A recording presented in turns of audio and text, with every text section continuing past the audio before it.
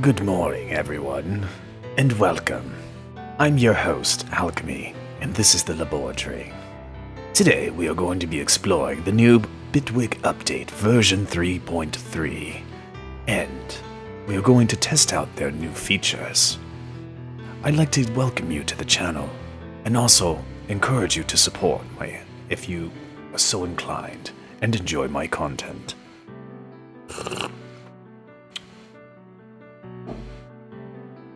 Meaning, I need money. No, I'm kidding. What's up, guys? Welcome to the stream. I think that this stream is actually going to be public, just because we're going to be covering Bitwig 3.3, which is dope. I'm doing a virtual dab. Finally, I'm so excited. I downloaded the update yesterday, but I had a little bit of a busy day. And I was reading up on the patch notes, and we're going to pull the patch notes up here in a second, where we get through everything. It's going to be sick.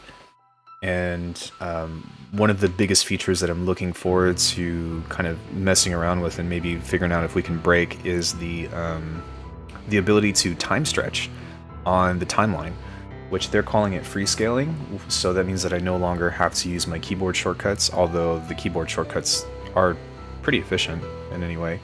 But I think the way that I'm going to schedule this is I'm going to pull up the patch notes right next to the actual program, so we can take a look and reference at what we're looking at, and then look at what we're looking at. And then from there, we can kind of explore, or I can take questions, or we can kind of go off on our other ideas. And then once I kind of get through everything, then I'll go back and kind of like cherry pick things and see if I want to, do some sound design stuff. Today was originally supposed to be Focus Friday. I do want to see if I can get some work in this tune that I've been working on the past few days, but that's later down the line. So yeah, how's everyone doing today? How are you guys?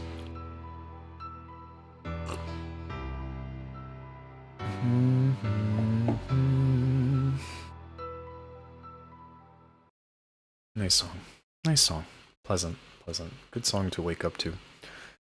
Okay, let me quit Discord and quit just about everything else that I do not need. What else is open? Okay, we good, fam, we good. Hey, 6, and we can meet a Sky resume at 6:30. Okay. Sounds good.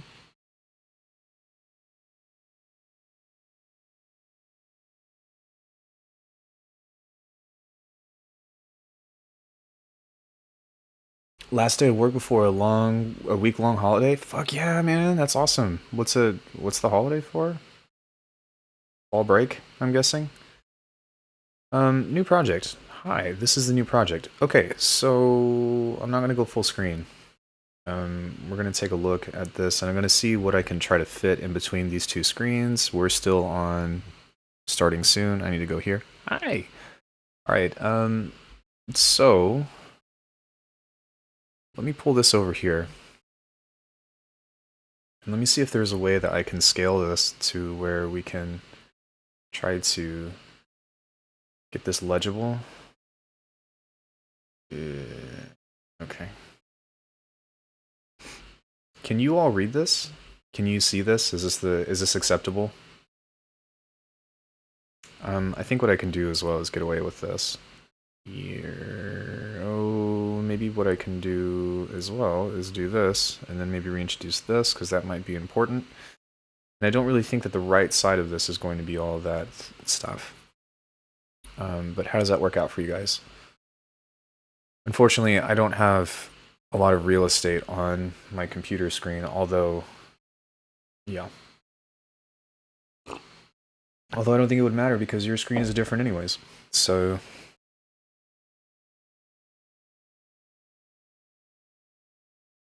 yeah.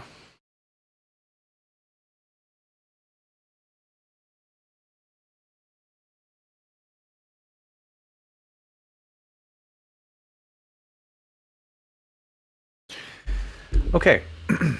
So let's go ahead and scroll up. Yeah, I guess I am going to move this over just so that way we can kind of take a look at what's going on here. Welcome to Bitwig 3.3. I am not employed by Bitwig. They do not pay me. I do review products for them and I do content for them, but I'm not an employee. So by all means, I am an advocate of Bitwig. Excuse me, because I like Bitwig. So that's pretty much what's going on here. And again, if you guys have any questions, then we can kind of go through all this stuff. And some of this stuff is going to be new to me as well, so I'm not entirely informed. So this is more so of like a journey with both of us. And if you guys are already ahead of the game or whatever, feel free to kind of guide me along too. So welcome. This is Polymer. So this is the biggest thing that I think that they're trying to kind of sell with this brand new update. And I think that the most important thing to note is that it supports wavetable synthesis. And you can kind of infiltrate, or sorry, you can kind of like variate between different oscillator forms on here and also different filter forms and different envelopes. But I think that it's designed to kind of be a streamlined version of the grid. And I think that like on paper it sounds pretty cool. To what extent, I don't know. But the other thing to keep in mind too is that my experience with the grid is like I could make something out of it, but I'm not like, you know, super well versed in that world.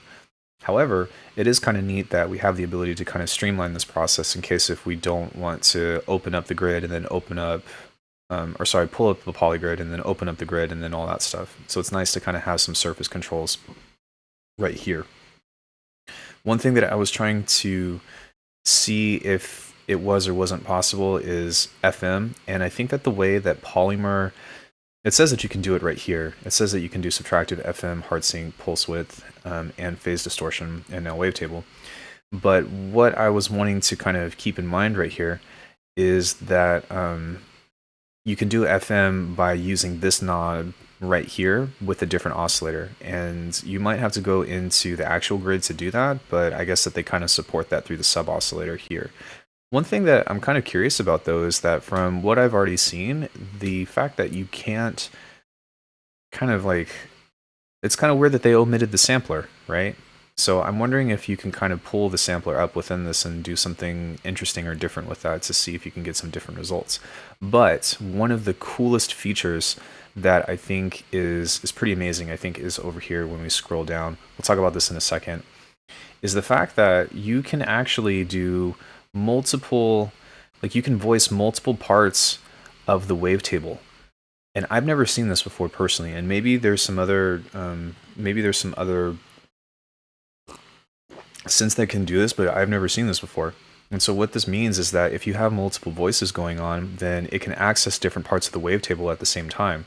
And so I think that like when it comes to designing resas, or when it comes to doing detuned kind of complex movements in that way, like, because if you think about it, like a complex wavetable has a lot of different cycles and a lot of different sound variation in it. So the more access that you have to be able to do something like that is pretty amazing. And I think that this is probably going to be one of the most important features that's going to separate itself from something like Serum or something even like Faceplant or whatever you use, right? I don't know if Rapid can do that or not, but yeah, I find that to be pretty cool. Oh, so I skipped something. So we have a new module as well, which is the vibrato. So this is pretty nice because it kind of acts as like a threshold LFO, I guess. But it's nice, I guess, because you can kind of just change the pitch on this in a very quick way, and then it automatically maps to the mod wheel. I don't really see, I'm looking at this right now, and even though I haven't pulled it up yet, it doesn't really look like it's that. Okay, so yeah, I mean, you can do it with an LFO, but it's just another 5 clicks saved every time. So this is more for a streamlined process, as opposed to going into an LFO and then setting up parameters with kind of like a mod wheel or something on your own, right? And then having to go and do MIDI learn and then all that stuff in between. So let's see, you can import your own wavetables via the import button right there. And I think that it says that it supports Serum and wave editable compatible. Okay, so it takes wave files, which is nice. And then we also have a new ramp modulator, which is that pulled up anywhere? It's not. It's pretty much just a single curve LFO that goes from one direction to the other in an exponential way. And that can be cool if you're just trying to create something that evolves or over time, or you can also set to some cool looping options if you want to kind of, you know, yeah, there's options with that. Sorry, I just lost my train of thought for a hot second. Okay, so this is the big thing for me. Yes. Yes. This is an announcement, or was this released now? This was released yesterday. I just haven't gotten to it until now. So this is the biggest thing for me. They call it free content scaling, but for me, what I would say is that it's stretching on the timeline. So anything that you load into here as a sample, you can stretch via the timeline, and you can do that both with audio and MIDI, which is awesome. Previously, I would do that by setting a bracket of open and closed brackets to do ratio scaling. So like either double or reducing it by 50%. But now we can free stretch this, and you don't have to go into the inspector panel to kind of manipulate that. So heck yeah, that's good stuff. This is a pretty cool thing, I think, as well. Sorry. In the section view, you have both launcher and the arranger section or whatever, but one thing that I'm actually curious about, let me see if this is possible. Insert cue marker, then we go here, and we go sections. So can you... No, you can't. Okay, that's unfortunate. Okay, so what I was wondering with this is, imagine being able to grab any of these sections here, like, because like you can jump to any of the sections on this if you click on it. So like if I wanted to go to the main section A and I clicked on that, it would start to play from there. Or if I wanted to play from here, it would play on the next scene from there. So you can kind of use this as like an arranger launcher in some way or another. But imagine if you had the ability to drag everything, which I think that would be incredibly hard to do with like all the automation and stuff. Well, maybe, I don't know, because you can do that just by clicking and dragging, right? But imagine being able to rearrange these in certain ways. So let's say you like to work on the arrangement view, and then you grab one of these, and then you're like, you know what, I kind of want to see what happens if I switched up the main section from this beat region into this beat region, right? I think that would be an interesting concept to be able to kind of see this evolve to in the future. So there's a new fade mode, and this allows you to add fades to your clips without interfering with the initial start point. And it will also keep the fades if you're trying to go into something like that. And so like when you do crossfading and all that stuff, it will actually not dip the actual sound. It will kind of keep everything there. And I'm wondering how that's going to interact. We'll play with that in a little bit because I'm curious to see how that's going to work out. But it is kind of nice that you have the ability to do that. How that stuff works is yet to be determined. I'll have to take a look whenever we hop into all this stuff. But I do think that this has a lot of potential. Speaking of a lot of potential, I think that this, I'm kind of bummed because I really would have liked this, even at this stage, to be available in the inspector panel. But anything that you can modulate on a single modulator, you can actually change into these different algorithms. Now, normally that might not be that important, but when it comes to doing things with randomizers, you can actually change the behavior of a randomizer. At least that's kind of what this is alluding to. So if you have a device, right, and you go in, come on. You have a device, you have a randomizer, which if you guys know me and you know my channel, you know that this is like my biggest tool, most likely. And you set this to curve. If you set the ratio here into a different thing, then you can change how this reacts to whatever this is modulated on. And you can set it to each one, but I'm curious to see what would happen on this if we change some of these. So if I go right here, and sure, we're going to play D today. Lol.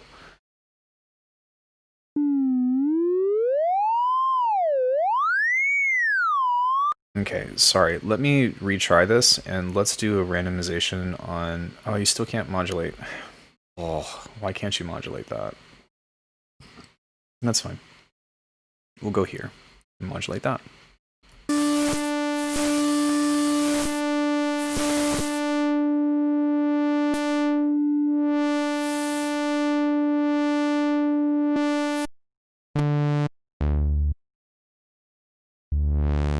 Okay, so now we can see how this is going to behave differently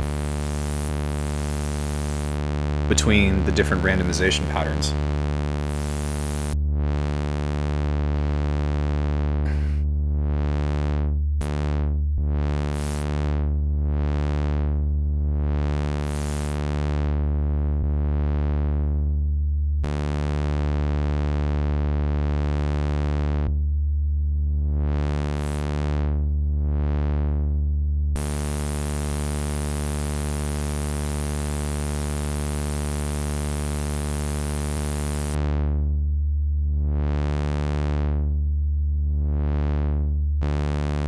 So, again, I know that this is randomized, but I can definitely tell that the pattern behavior, or kind of like the natural tendencies that this wants to do, is kind of leaning more so towards this. So it's almost like you are kind of imposing these kind of shapes in one way or another, while it tries to also match up with the randomization here.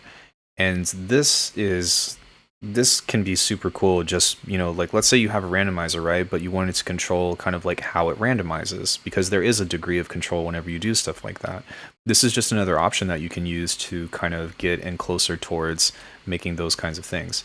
And, you know, we have yet to see what exactly, how far we can take this, but I do think that this is a great place to start. Morning, Korean Jesus. Welcome. So you have the modulation enhancements, which is great. And then the arpeggiator can sequence pitches.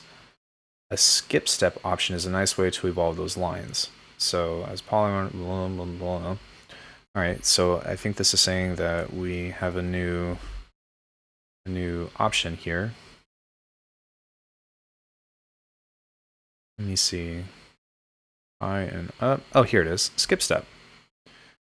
So if you have something here and you want to shoot, let's just do something. So let's do like 5, 7, 12, 7, this, 12, 24.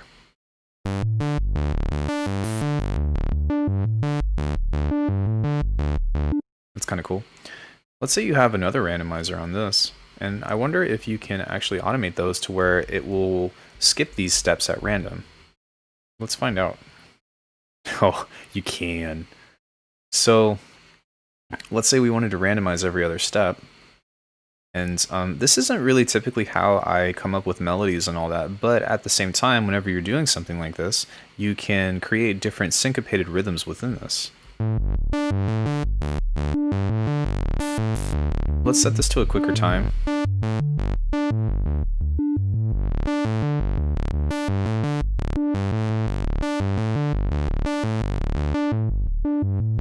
I'm going to hold Option and duplicate this.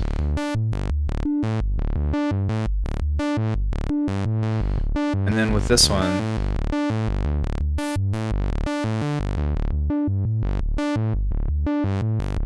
and then I think I'm going to set both of these to bipolar and see what happens.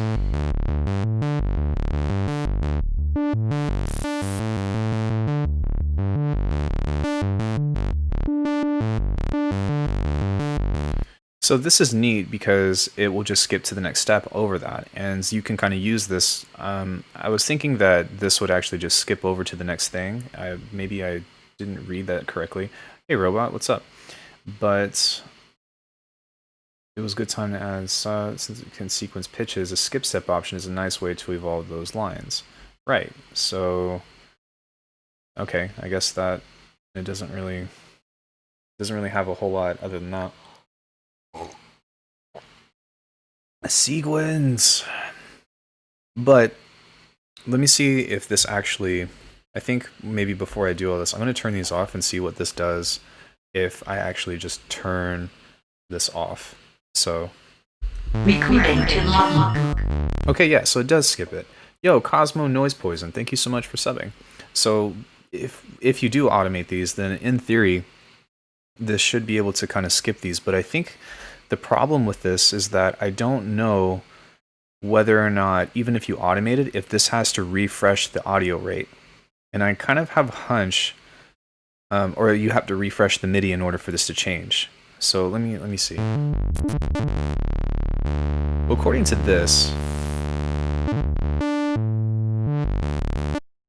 this, this will change in real time. So I don't see why this wouldn't change in real time either.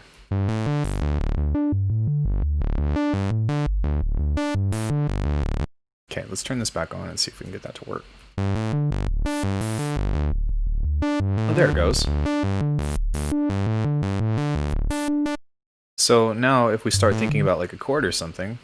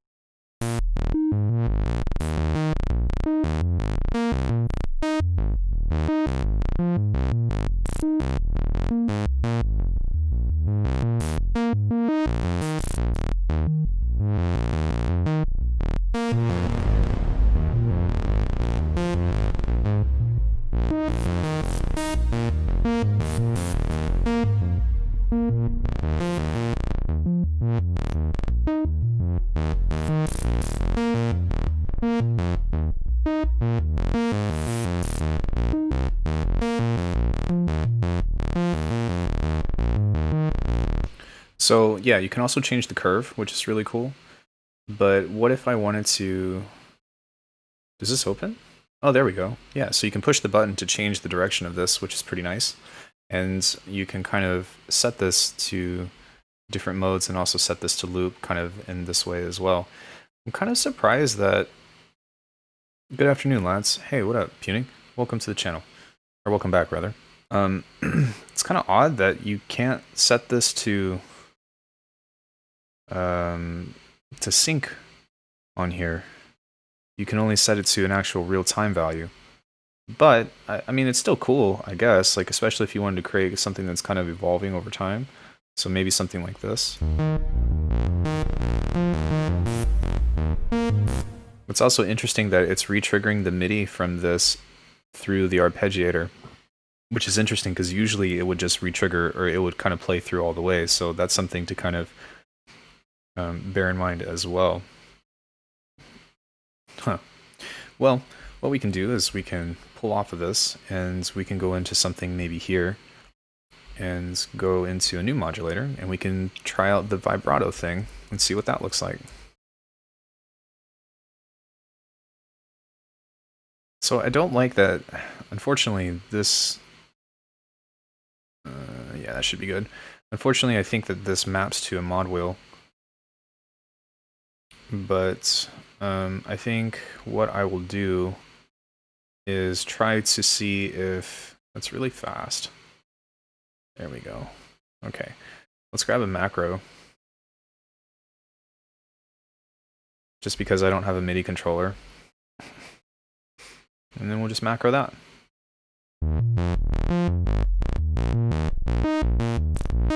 And from what it looks like, I think that we need... a little bit more depth on the pitch, because right now it doesn't really look like... Well, let me turn this off for a sec.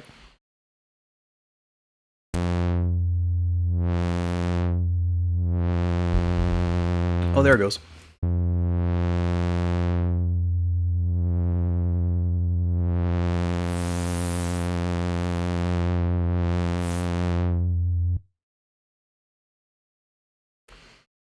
If every DAW had stuff like this, most synths wouldn't need any built-in sequencers anymore, which also removes the problem of why can't I have the ARP of Silent, but then on Diva? I don't really like the ARP of Silent, to be honest. but I do see what you mean. There's a fade in on this apparently, and then there's also a delay. So, oh, that's cool. So if you play this and you want to set a delay before this actually stops or activates, then it will play straight, and then over time it will do that on its own. But if we set the delay to 0, there we go. If we want to make this a little bit more dramatic, perhaps we should kind of pull the pitch up a little bit more, so maybe like that much.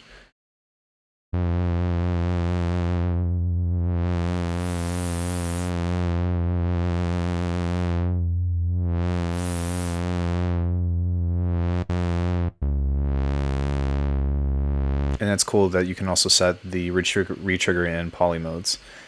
Manual level control.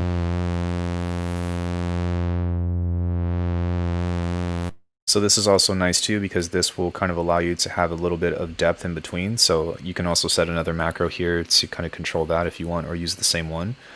So if I wanted to, then the faster this goes, the bigger it's going to get, which is interesting. So right now it's slower and smaller, right?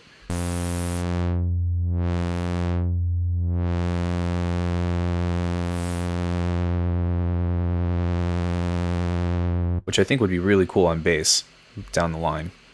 I think that this is a pretty interesting thing. Bitwig looks really interesting, but that'd be the third or fourth DAW to learn my way around. I mean, yeah, I wouldn't argue, or I wouldn't say that Bitwig is absolutely necessary, but I do feel like it was made for somebody like me personally, and I don't know, maybe you can sell your license or something from your other DAW if you really want to switch, or you can, I don't know, you don't necessarily need it, but I do like it quite a bit. So the skip step option is kind of cool. It's not that great. Hey NX, I mean, it's not like super fantastic, but it's a cool way if you, I guess, get stuck on something and you're trying to come up with an idea or whatever. For me personally, I like more so like, I don't really use arpeggiators. I like more soundscapey things that kind of go slower. But yeah, okay. So let's take a look at the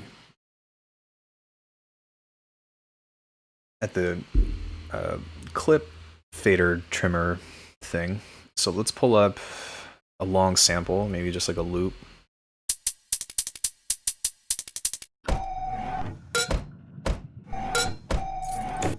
That's cool.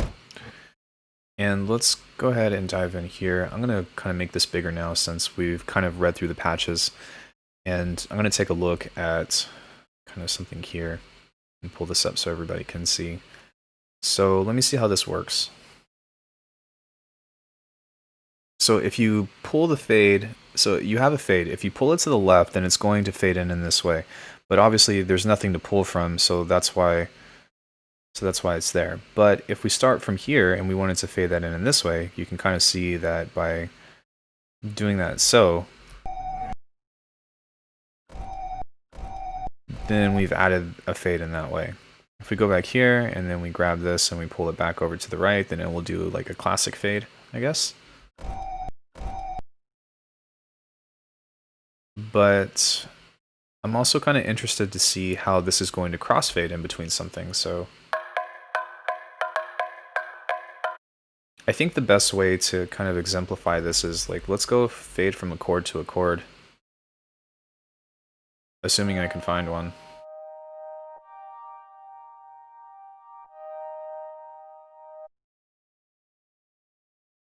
Yeah, it looks great for sound design and automation. It looks like it detects or links third-party VST parameters very quick, which is great. It does. And that's because it just, the modular environment behind Bitwig is pretty awesome, and I think that's one of the biggest reasons why my sound design has personally improved so much. Okay, so what I'm going to do is I'm just going to grab this here, and then I'm going to duplicate it, and I'm going to pitch this an octave down. And let's look at how this is going to crossfade in between. So if you grab the middle, it looks like, then you can actually kind of move in between these, which is kind of neat, that you can kind of push them, I guess. If we go here to the fades, then we can kind of see how this is starting to crossfade in such a way, but let's see how this behaves.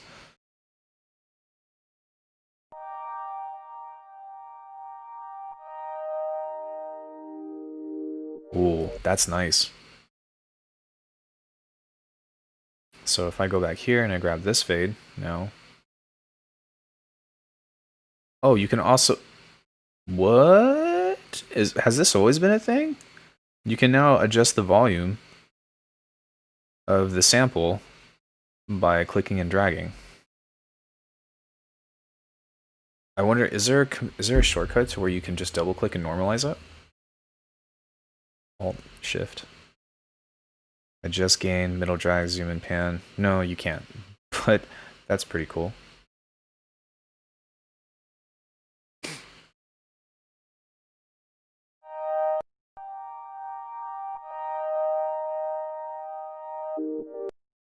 Okay, so again, let's kind of... Oh, that's not what I meant to do. I think I meant to grab this fade I wanted to say. So, how do I... There it is. I guess you kind of have to fish for that.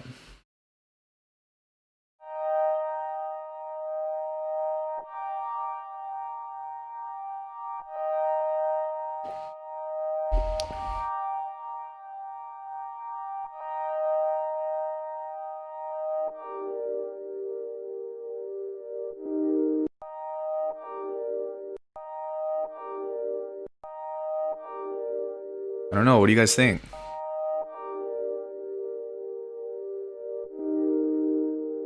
You can kind of push that over a bit. Oh, I think what I meant to do was this right here. So...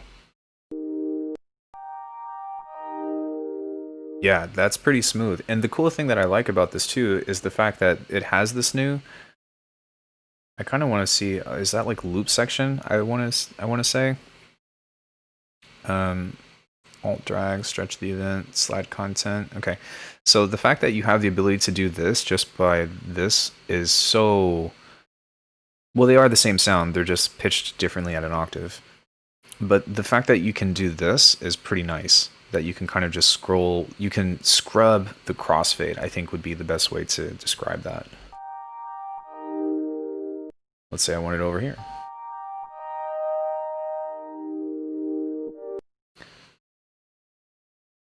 I think there needs crossfade more longer and smooth. Well, the crossfade...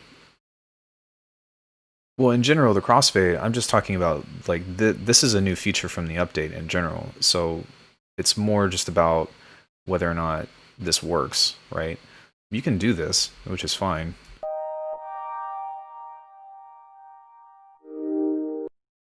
But you also have to have enough sample, I guess, to do that, so...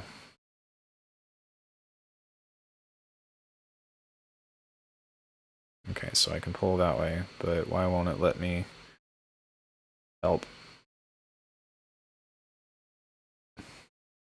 So that's a little wonky. Like, if you don't like pulling this back, then the controls for this are kind of...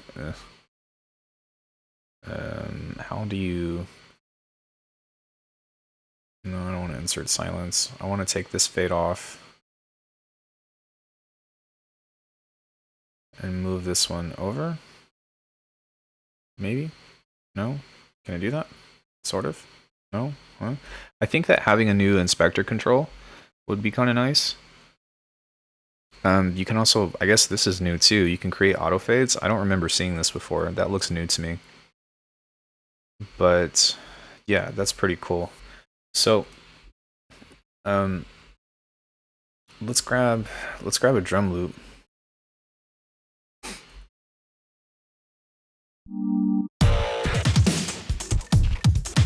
That's fine. It doesn't really matter. So if we go here and we hit Alt, then you'll see that this will kind of do that little like warping thing like that. And so we can kind of stretch freely now, which is, oh, dude. This was like one of the biggest things that I missed from Ableton. And the fact that we can do that now is pretty neat. And there's a lot of advantages to being able to do this. For example, like, it's a little, for one, it's a lot more tactile, but if you set a resampling channel here and you want to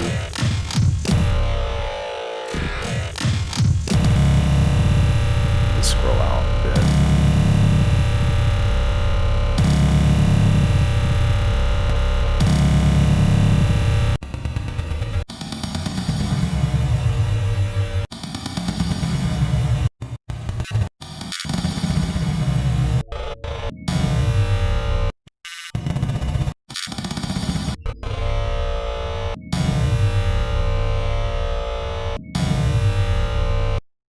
So it's kind of interesting how this behaves in that way, and unfortunately it doesn't behave in real time.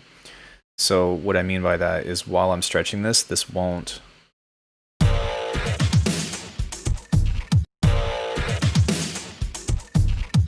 That's kind of interesting that it will do that.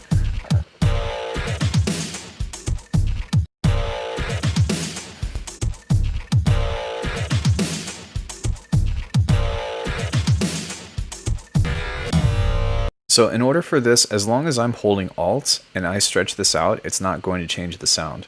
So in order for us to kind of start to get those glitches, then the way that you kind of, the workflow that you have to have behind this is you have to move it and release Alt. So I think what the strategy is behind this is to, okay, yeah, so you unfortunately you have to release all of the keys. So you can't have your hand on a mouse. And this is really important, by the way, for anybody that's watching and likes to do stuff like this. You can't have your hand on the mouse and then alternate between hitting Option. As long as you have the mouse clicked, even if you hold Option, it's not going to change. So in order for you to change this, you have to completely release all of the controls when you let go, and then this will pick up, which is kind of unfortunate, but at the same time, you can still get some cool stuff out of it. It's just not quite as seamless. So the way that this is going to have to go is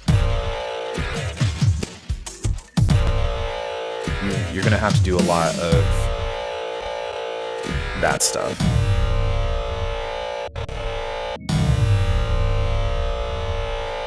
Which is kind of tricky.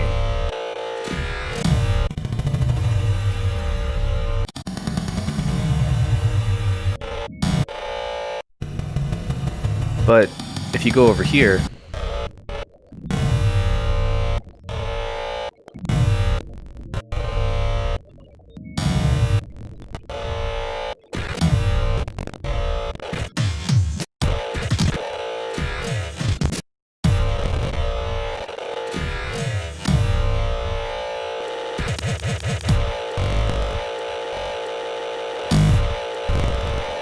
yeah, so if you stretch the tempo over in the inspector control, then it will still do that in real time. But I mean, hey, it's a start, so you know, it's cool. I mean, and even still, like if you're doing sound design, like that's one thing. But if you're in the midst of purposeful kind of stuff, and like let's just say like you have a beat or whatever, and you just want to take this and you want to be like, all right, well, I need something new, so I'm just going to stretch this out and see what that sounds like, and then play it back and see how it, you know, see how it works out or whatever, then I do find that to be still useful in one way or another. And then as always, for any of you guys who have kind of followed suit with the shortcuts that I have, you can still do close bracket or open bracket to reduce it by 50%, or you can do a close bracket to increase it by that much. But at the same time, like I said, it is kind of nice to be able to just do this and make that fit and not have to like readjust it. Because sometimes like what I'll end up having to do is be creative with my workflow and like pull this to a new track to make it fit in between two other things, then stretch it out and then reduce it, something like that. So the fact, like, if you're working in a hybrid clip, let me see, do I have... Okay, I do. So let's say I have something like this, right? And I go in here and I go slice to multi-sample, and I go to half notes. Let me move all this stuff out of the way. So let's say I have a riff over here, and I don't really care what this is going to sound like, right? So just kind of bear with me.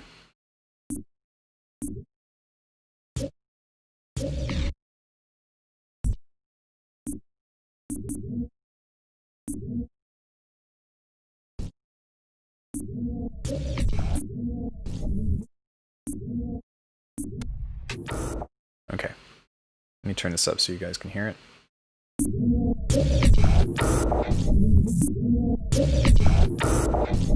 Okay, so let's say that's my riff, right? And let's say this part right here,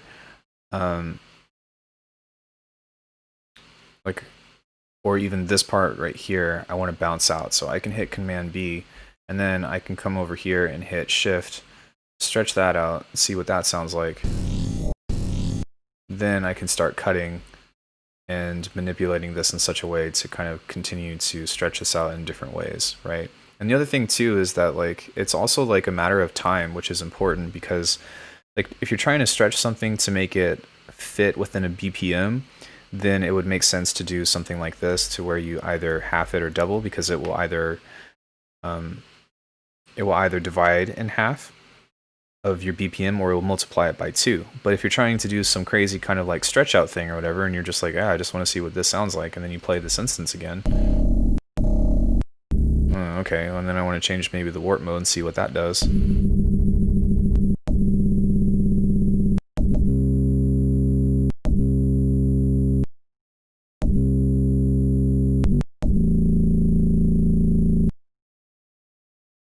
Excuse me, sir, you can export just through hotkey? Yes. You can, well, it's not export, but you can bounce via hotkey. And there's 2 different ways that you can do it. Well, there's quite a few different ways that you can do it. If you hit J, then it will bounce it to a new track. If you hit Command B, it will bounce in place. I don't know if this was already set up or if I changed it. If you hit Shift Command, you hit Command Option, I think this is Command Option D, then it will slice it to a drum machine. And then if you hit Shift M, then it will slice it to a multi-sample, which is kind of nice.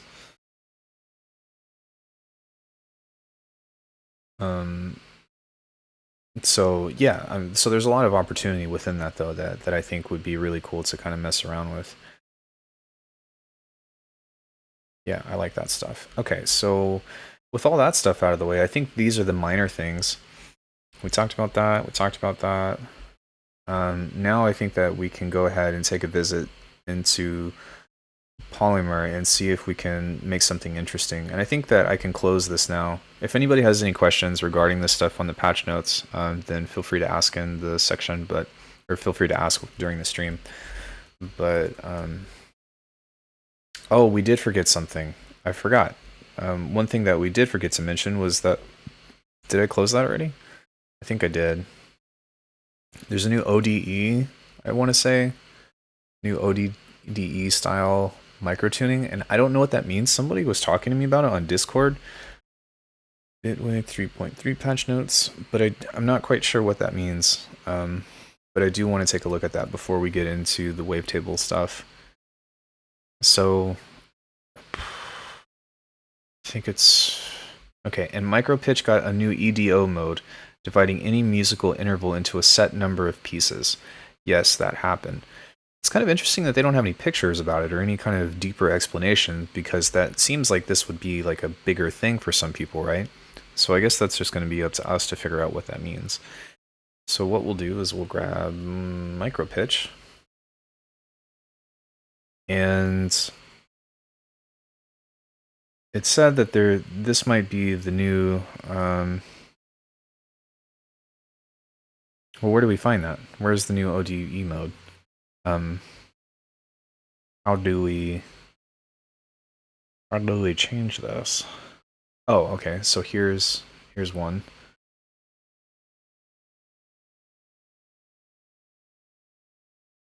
It looks like this is a tab. Divisions 19. So you can do a bunch of different divisions within this. Interval 12, 24. But once you have this, how do you...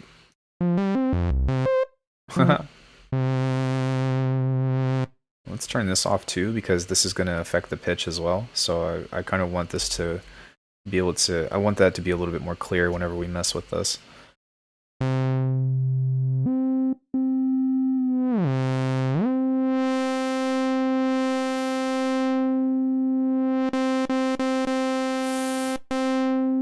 And then I guess what we do is we just change the tuning of this, I want to say.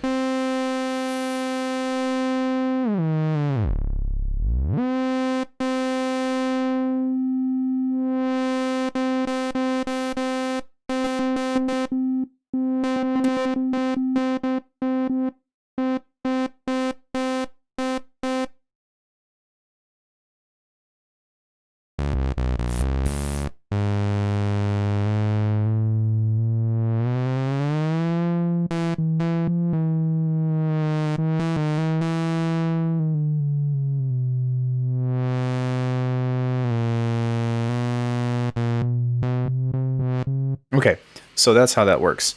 So what you can do is you set the root key here, and between these divisions, what you end up doing is you end up doing a division of this can go up to 2 octaves, but within these divisions, you start doing 47 divisions between 2 octaves, up to 2 octaves, is how that works. Or you can do 47 divisions, which is what the setting is right now, of F2 between F2 and F3. So, I think that this would scale across the entire keyboard.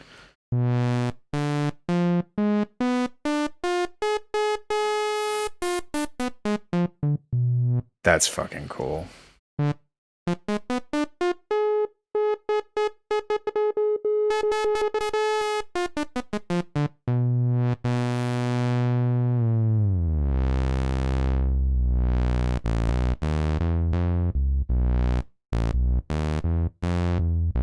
So, oh my gosh, this is so cool now. Now I see. So, like, if you wanted to do different tunings or stuff like that, right? And you wanted to kind of make this seem like it's, you know, like this sounds so much cooler because like everything is off pitch. And now if you're trying to create something that is like just a different type of lead or a different type of piece of music or something, you can have those beat divisions in there. So if you're trying to make like a different kind of melody that's like in the key of F,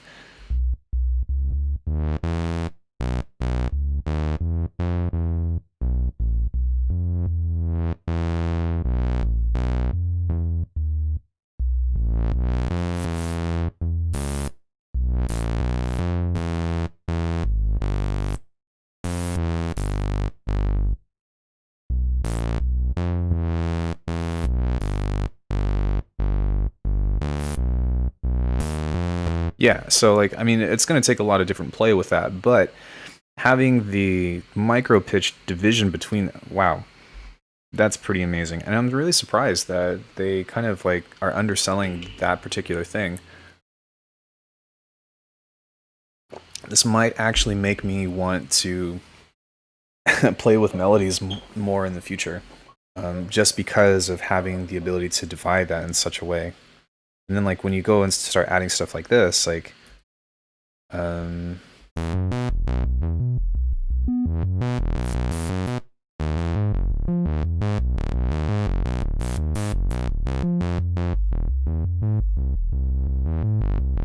imagine having, you know, 20 divisions between 2 intervals.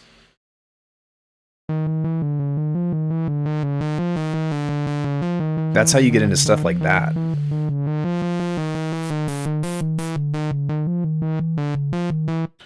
And when you start thinking about things in this way, and you're starting to try to come up with like these cool like off rhythms or something that like is going to break like the typical, I guess, tuning of something, right?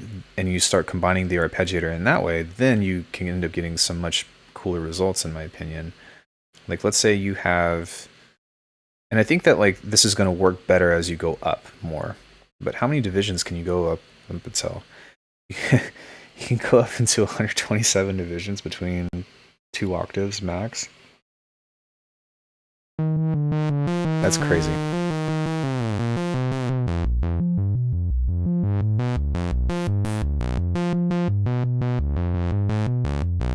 I feel like this creates like a much more modular approach between like looking at something with hardware or something, right? Because like this is the type of thing that I would hear between something like that.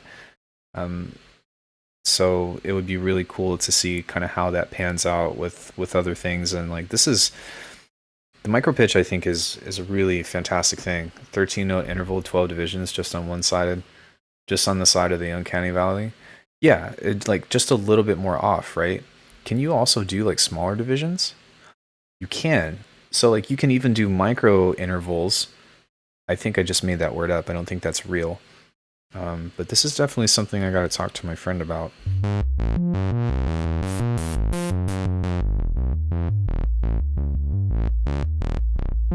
I mean, I guess you would definitely have to like find a new scale and like figure out how to kind of, I don't really understand, or I don't really know how you would divvy up harmony in this way.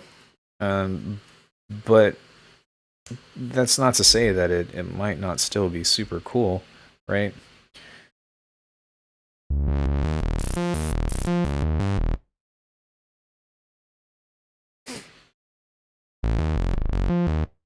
The word exists, you just made up the meaning of it.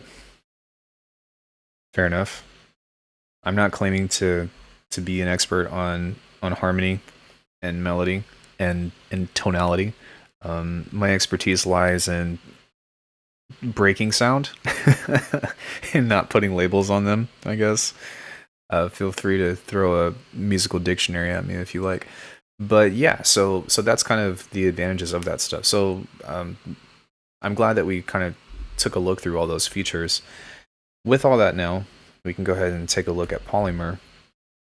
And let's kind of, I took a little bit of a look at it last night and wasn't that impressed initially, but I do think, like I talked about from before, that there are some features with this that can be potentially interesting. And I think that by default, I'm not sure which way it goes, but the FM that you have is actually pulse width on this, or phase modulation, which is pretty much the same thing as FM, but whatever. It goes into the sub. So if you listen to this, let's play a sawtooth. There we go.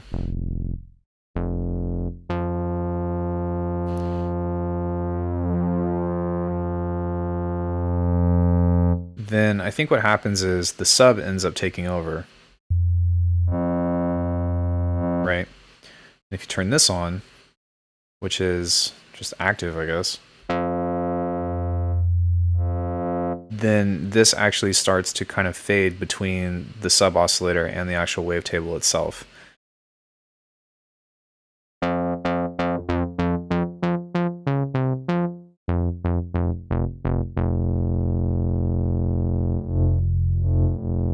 So that's how that works.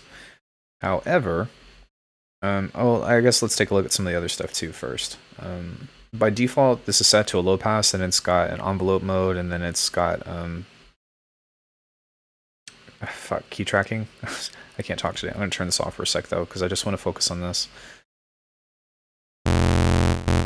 We have different unison settings, so we've got 3, 5, 7, and so forth. So, and you also have 3 different kind of like unison modes, if you will. That's pretty nice.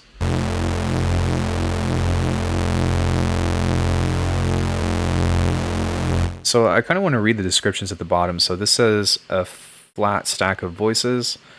This is main tone center with detuned voices quieter on the sides. So this means that the blend is going to focus on keeping the main pitch, and then the sides are going to be detuned more, which is kind of cool if you want to have like a solid fundamental, right? And then complex says it creates unique beating between voices and retriggers smoothly. So I think this would be more of like a sync mode, or like a if you're in phase plant, like synthetic mode, I think would be the word for that, because you can kind of hear how it has a little bit of tearing on that unison voice, especially on that one when you have more voices.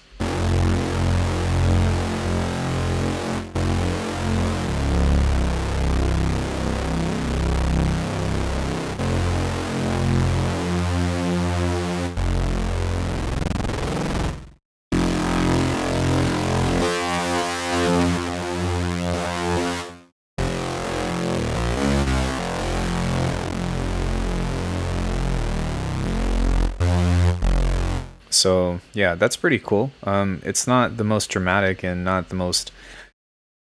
It's serviceable by all means. So we have different wavetables here. I'm going to keep this wavetable for now. We'll talk about the other wavetable stuff here in just a second. But we can also alternate between these things here. And I want to say, if I go here, okay, so you only have the detune modes on the actual wavetable. So this is the only place where this is actually going to work.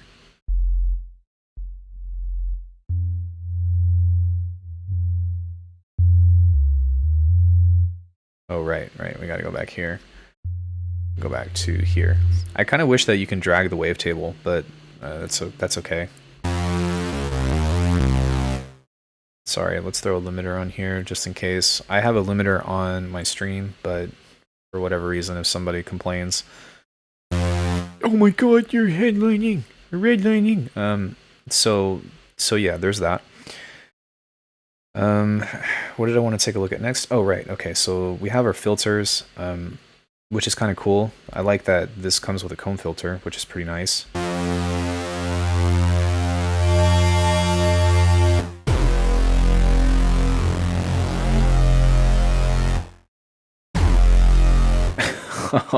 That's pretty fucking sick. I'm not gonna lie. That's pretty nice. What is this? Oh, it comes with a high pass filter built in the outside of that? I don't know why it does that, but okay. It's a very easy thing they should do for the official release, dragging the wavetable, I mean. Yeah, it's okay though.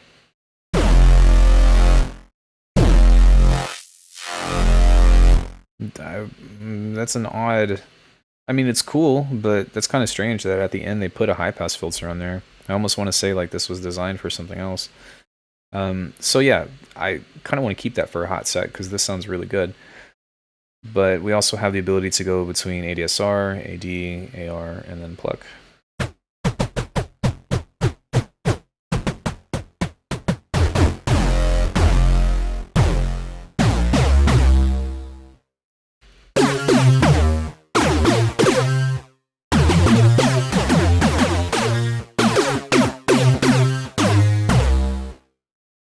That's kind of cool. You can also modulate this, and that would be cool. Okay, so this comes with... It's cool that this filter comes with a built-in envelope right here, but it is kind of unfortunate that you can only place one. If you could make this like blocks on here, which technically you can, but I would rather just have it be within the synth in like this straight line, right? Because everything goes into the envelope. So if you were able to have like blocks right here that you can place modules in between, kind of like the way that you can with modulators, then I think that they'll really have something special. That could honestly, I see that happening in the future. If you have kind of like the ability to stack like things right here and you can create like multiple outputs in that way. And I guess like technically like that's already available in some way or another. I think this way as opposed to this way, right? But that's not to say that, you know, that you can't already do that in some way or another in the first place. So within here, once we open up the actual grid, there's a lot of different things that I think is really cool to kind of take a look at. I don't know if I have to convert this or not. Yeah, I do. Okay. So the thing about this is that this grid module, you can't edit this grid. You can edit what's in here, but you can't edit the grid itself. You can change the routing of the patches and stuff, I think, I want to say. Nope. Nope. You can change some stuff in here, I guess. Nope. Nope. Okay, yeah, so you can't change the routing of this, unfortunately. So this is designed to be something that's like a quick and dirty thing, and I think that what this is really designed for, honestly, I think is designed to teach you how to use the grid. I think that is the... I mean, wavetable aside, right, because this is a pretty cool addition, but I think that is the most important thing that this is designed to teach you how to do. And this sound in particular, actually, in my opinion, sounds pretty amazing for how simple it is. In fact, let's save it. Let's call it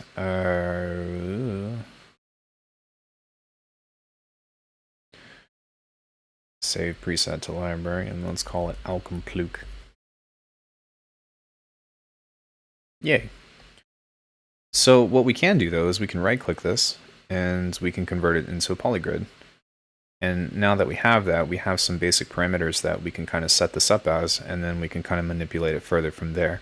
So maybe it's kind of a decent workflow to set this up here and then say, okay, I've gotten started with what I want to do with sound. Now I'm ready to... Yeah, I spent like 30 minutes on that. That is the biggest thing for me too. So now that we have this though, we can do some kind of cool FM on this. maybe with another wavetable or another oscillator or something of the sort. You know what's also kind of weird about Polymer is the fact that there's no sampler on there. That's kind of odd. Of all things, there's no sampler. Huh. Okay, that's okay. We'll keep going. So we've got a wavetable here, and if you were to take, I think this is the output of this, and you grab that here and you move this along, then what this is going to do is, well, that.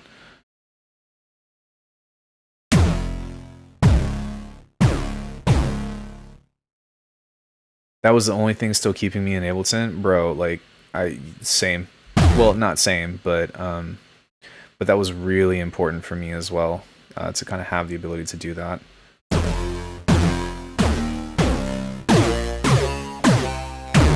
So one of the coolest features about this is the fact that, I don't think that I'm routing this correctly, but it looks cool anyways. But what you can do with this is you can have this play from multiple points of the wavetable at the same time. I guess up to 2 different points, or maybe there's, depending on how many voices you throw into that. But that is, actually, let's see. If I take the output of this and throw it into there, let's see what that does. Wow, you can do more. Okay, that's crazy. So yeah, so this can play different parts of the wave cycle at the same time. This is the only synth I know that you can do that on.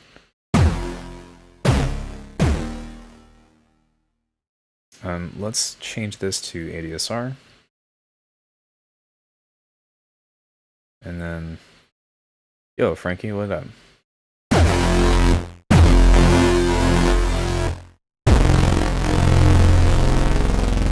You can also do FM. Right now, the sub oscillator here is set up to FM this in particular. So what I think you would have to do is unclip this. And then I think that you would take this here in such a way, and then you go and just drag this up. Maybe. Maybe. Maybe not.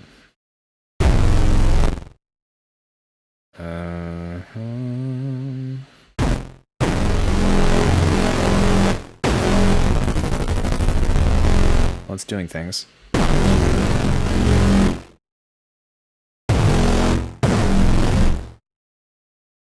Maybe it has to go into... Wow, that's super cool.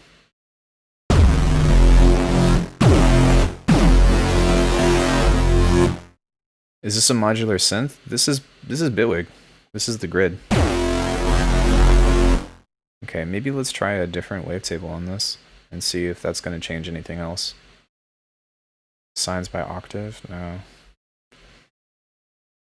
Holy shit. Okay. Okay, so you can FM through this. The 4:7 ratio give you a really nice pulsing groove. Yeah, I'm not really like aiming to make something in general. I'm just kind of seeing what changes what. So let's go back to 3 on this. So yeah, you can use this to play multiple voices through the wavetable here. So you can end up getting some really complex sounds just by having these two interact with each other.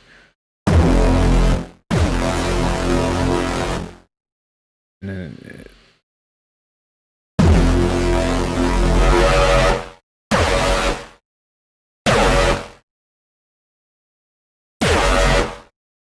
yeah. That's nuts.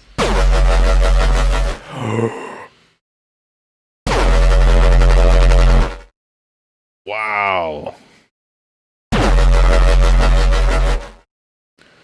Holy shit.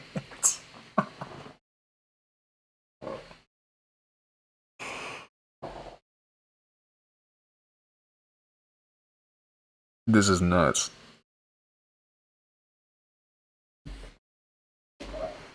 You saw it here first on alckemy.com. Or I guess on my channel. Wow, that was crazy. I'm definitely gonna save this version. Because that was super cool.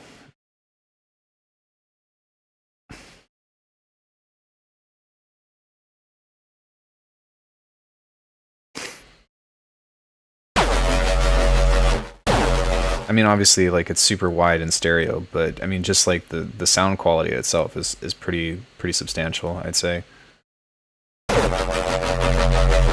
Wow, that's so cool. So yeah, so there's that, and then like I guess if we wanted to kind of create this with different.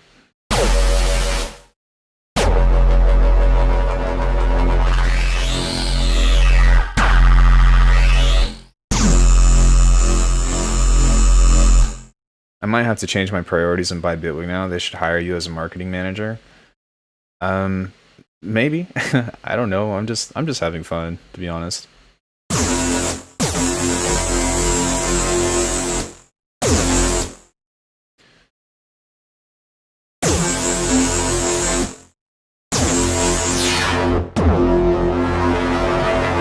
Okay, let's turn this back off.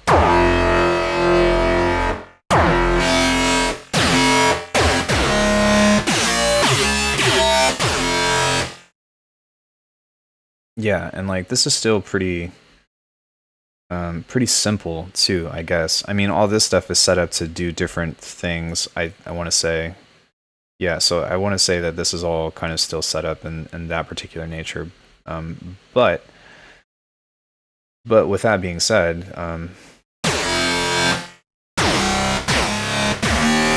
yeah, like as far as making bass patches goes, like for whatever genre that you want to do, like I think that there's quite a bit of potential available here, especially like when you start to think about importing samples and stuff. So if I go to like kilohertz and I go to all the way at the bottom, all the way at the top, and I go there. Well, now I should have access to my library. Yeah, so now I have here in my wavetables. Look at that. Look at that. I got all my wavetable. Look at that. That's my wavetable.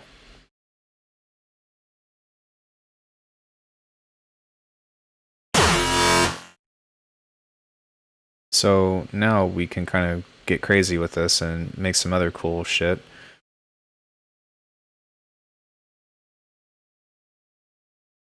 Okay. Don't crap out on me, Bitwig. Come on. Come on. It's still, we're in beta, so it's still kind of buggy. But I think I broke it.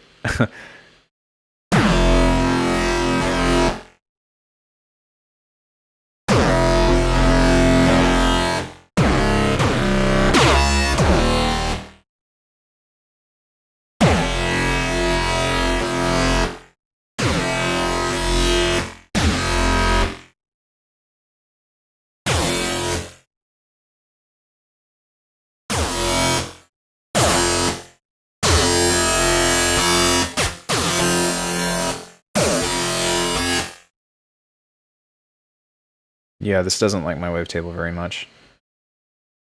It's like,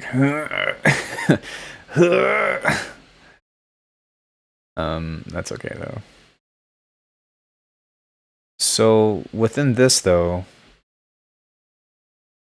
now that we have this, like this is just a wavetable to wavetable, right? But essentially what this means is now that we have the ability to do, I guess I want to say like true FM or at least like true PM, because I think that the way that this worked previously, oh there we go. I think the way that this worked previously was like whenever you did this in something else, it would not do FM in the same way that we're used to, or even PM. Again, kind of just treat those as pretty much the same thing. Someone's gonna sound off, they're not the same thing. They're pretty much the same thing. Leave me alone. So yeah, now that we have that though, we can do multiple FM routings into this.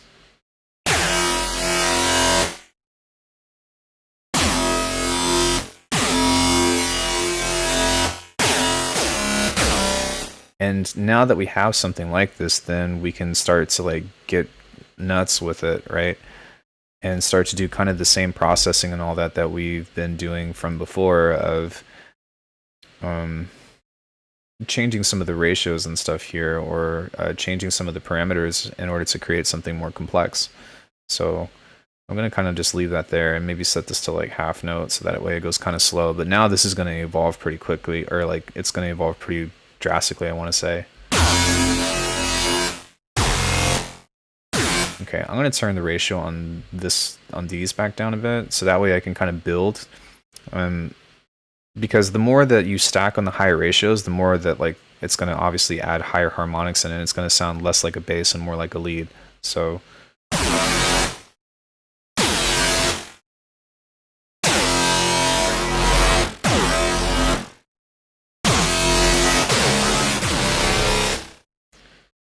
okay.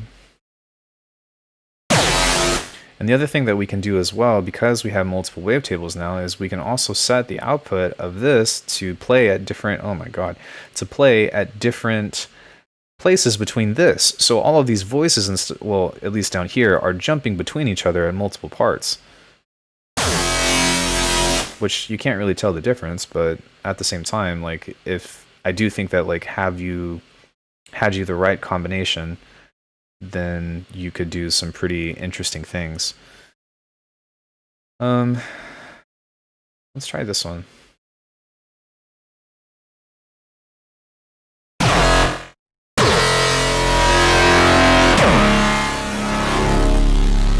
Okay, and maybe we can grab another one here and go like this and start to modulate between that and see what that does.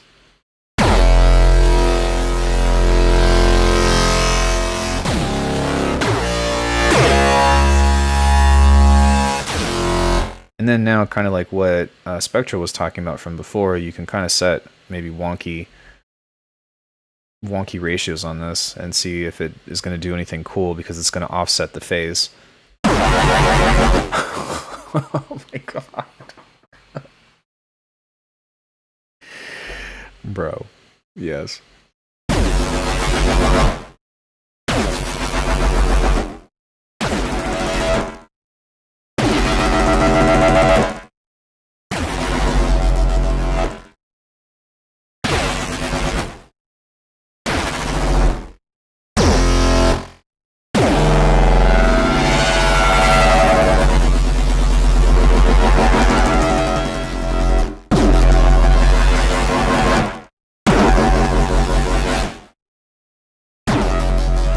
Wow.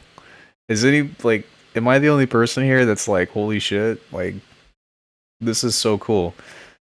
And again, when you start to think about,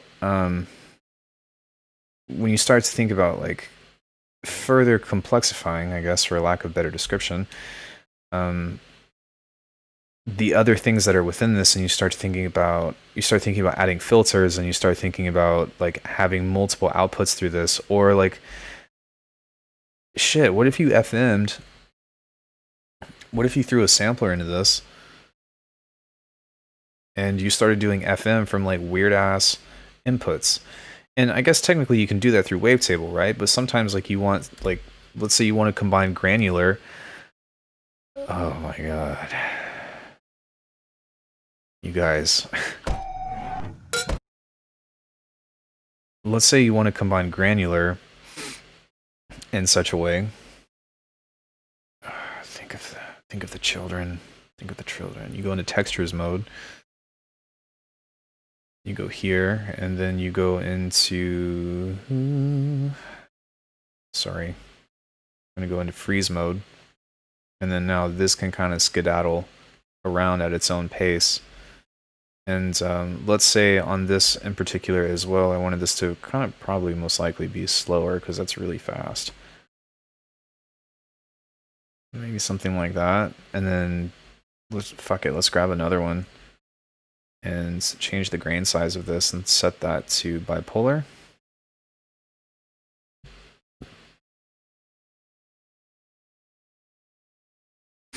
So now we've got this thing. Right, the potential is definitely there for sure.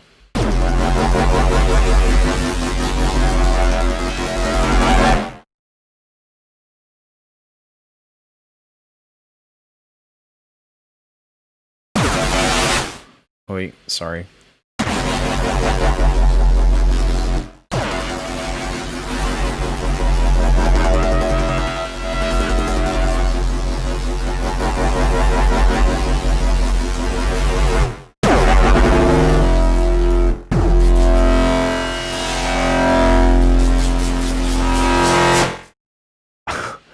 You can introduce you can introduce granular shit into your sounds like that.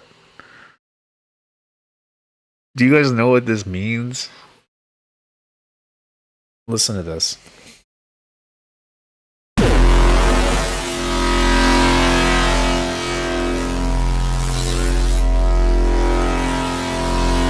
Let me dramatize the speed of this really quick, because that's what this is going to really make a big difference from, I believe. Let's go into a half note.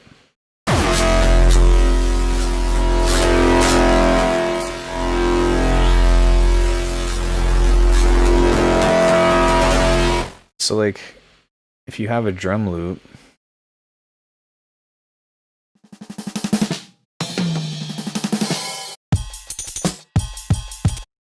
let's see what this does. Let me change this to just repitch or whatever. And let's see what this does.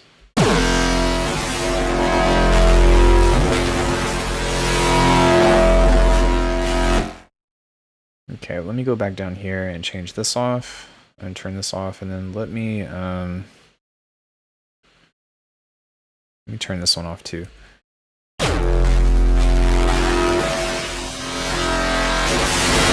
Oh, sorry, that's a little harsh. I apologize.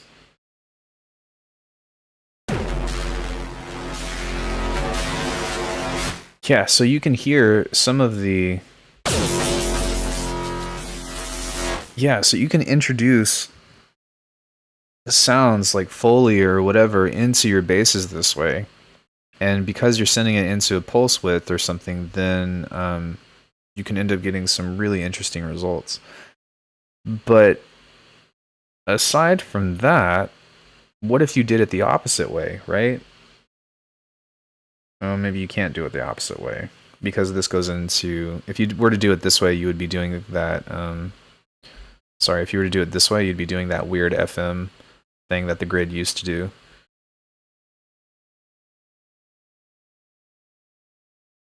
Huh. Interesting. For any of you guys that have already gotten into Bitwig 3, this would be the primary way that you would be doing FM, right? Is there something that I'm missing? I want to say...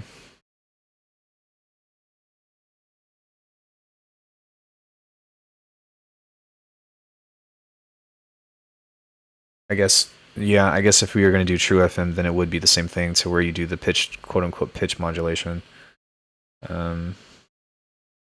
Which, yeah, we can try that. So if we go here, and I'm also going to go there, and then let's make this kind of vanilla, I guess, so that way nothing is kind of interfering with that. Is it this one? Yeah, it is. Okay. So let's grab this one instead, and let's see what this does.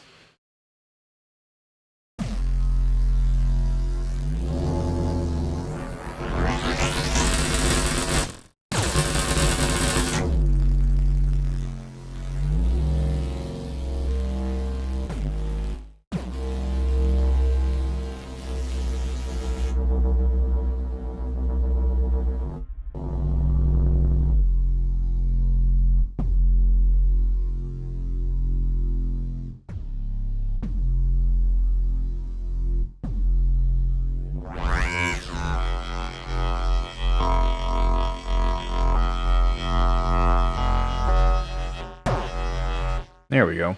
So yeah, FM, PM. And I guess if you were to do a combination between the two, then...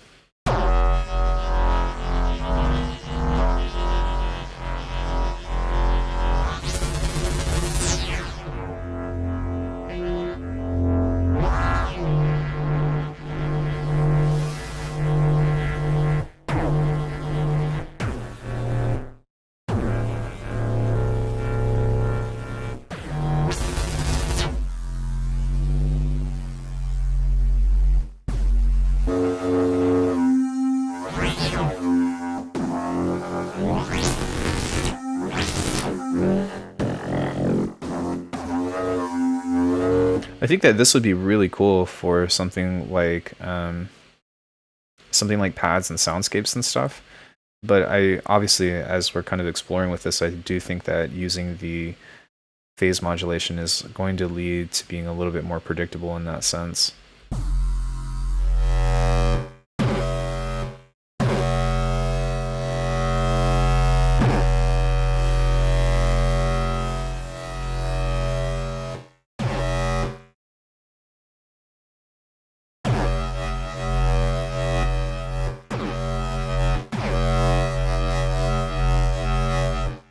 Okay. And then I guess from here, we've also got some of those other controls or whatever that you can start to add in through macros and all that, but I'm not really concerned about these things here. I don't really understand how this works. But okay, that's fine. This is when it gets into stuff like this, it's a little bit beyond my skill set. I mean, I can kind of decipher like what's happening, but I don't understand why it's happening, if that makes sense. But focusing on these things here in particular, obviously, like there's some crazy combinations that you can get within all that stuff. And so I think that the way, like I said before, the way that this workflow was designed to be was to start off in Polymer to get like an initial sound going, and then once you have something that you're kind of like interested in or that you want to take further, then you can throw it into the grid and start changing things up in this way. And then of course, like once you get into all that stuff and like you've kind of found something that you're interested in or whatever, then that's when you get into like starting to make generators out of this. So you can set like your data things and start to get into like all of those.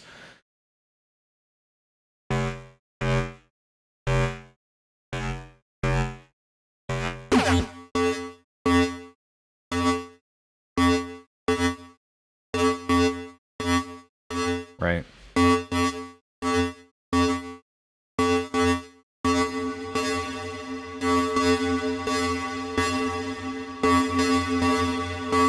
So, yeah. And then that's when you can kind of start to build more complex patches and stuff off of that. But this ability right here is pretty substantial.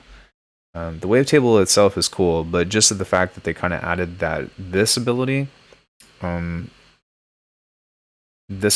is pretty awesome. I still would like there to be some functionality that you can do with this, and like I said, I mean you technically can. So let's actually just start a new patch, I guess. If you go into the grid, the GERD, and you replace this with a sampler. What? Okay, I guess it's its own thing. That's fine. Move. Thank you. Let's just grab. Yeah, we can grab that same drum loop. Turn that off. And then we go into wavetable.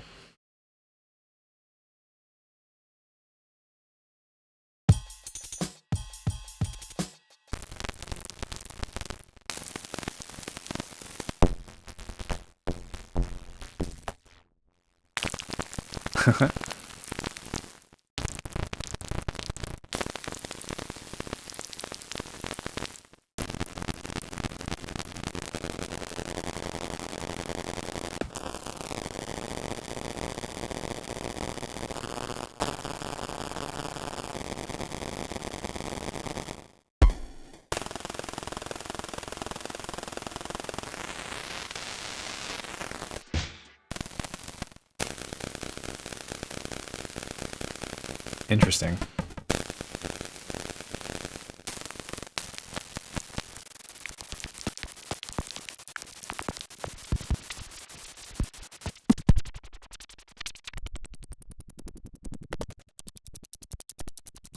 Okay, well, this is new. Let's try another one.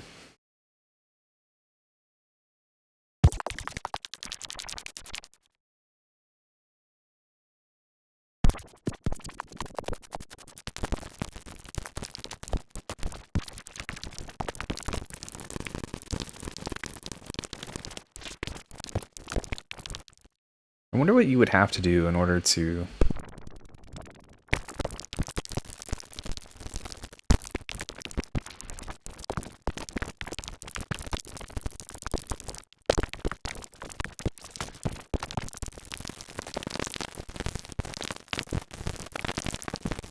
Huh. Let's try maybe something else.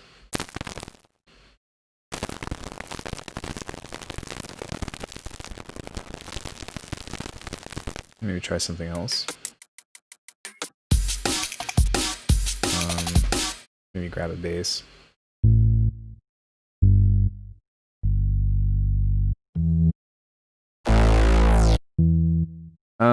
That's a great question. Maybe. Maybe.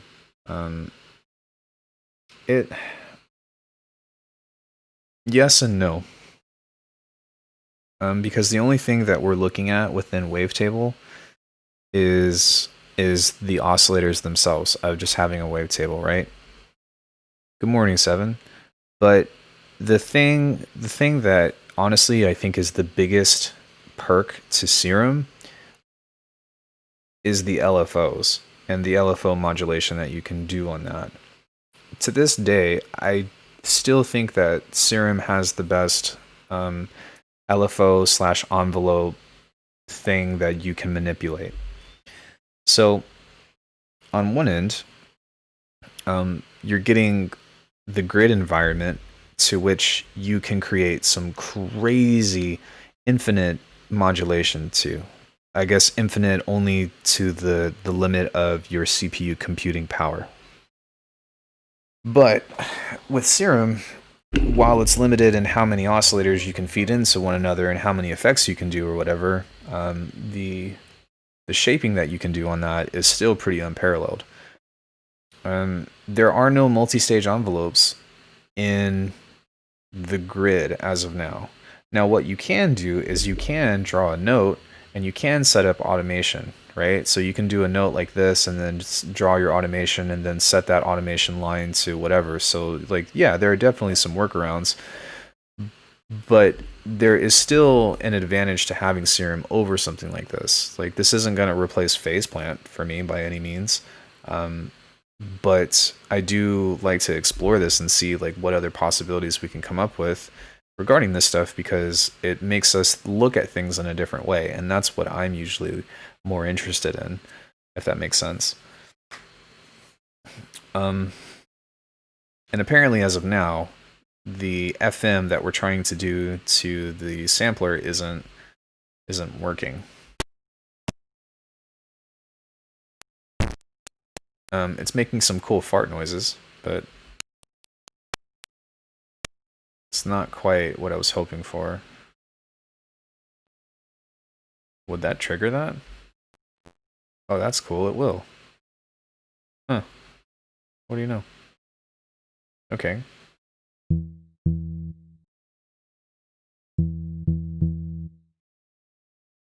So yeah, unfortunately, the FM stuff isn't as quite as cool with the simpler, and I would love them to add that same knob here, that same pulse phase modulation thing. But you can go the other way around. You can send something from the sampler into a wavetable, but that's kind of weird that they would only make this exclusive to this particular thing in general. I mean, can you do this with another synth or another?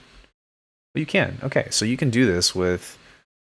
You can do phase modulation with this now too. I see. So basically, Bitwig is still missing a few things on par with Serum, mainly multi-stage envelope. I've seen a bunch of people complain that it's not there yet.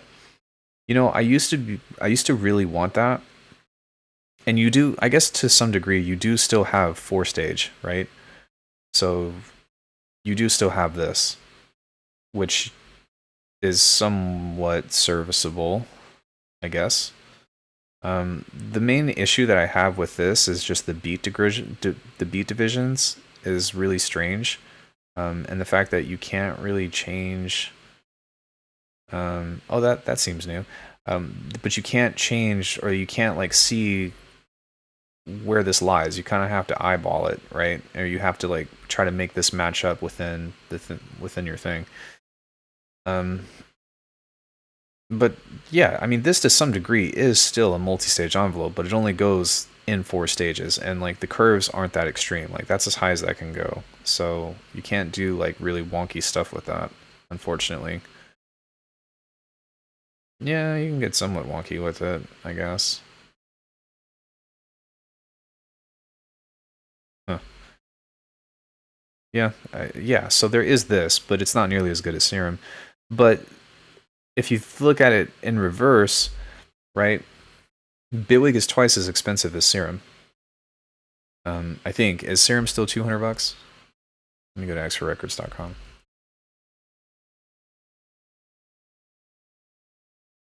I like Serum. I just came out with a big meme video about that, but I still like it. It's still a good synth. I'm just kind of tired of it, to be honest. I've been using it for a really long time, and I'm kind of over it. Okay, that's Splice. Let's go to Extra Records. How much is Serum actually?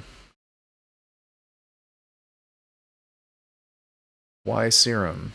That's a good question. Dude, where's the fucking price? Products. Serum. Oh, maybe I should sign out.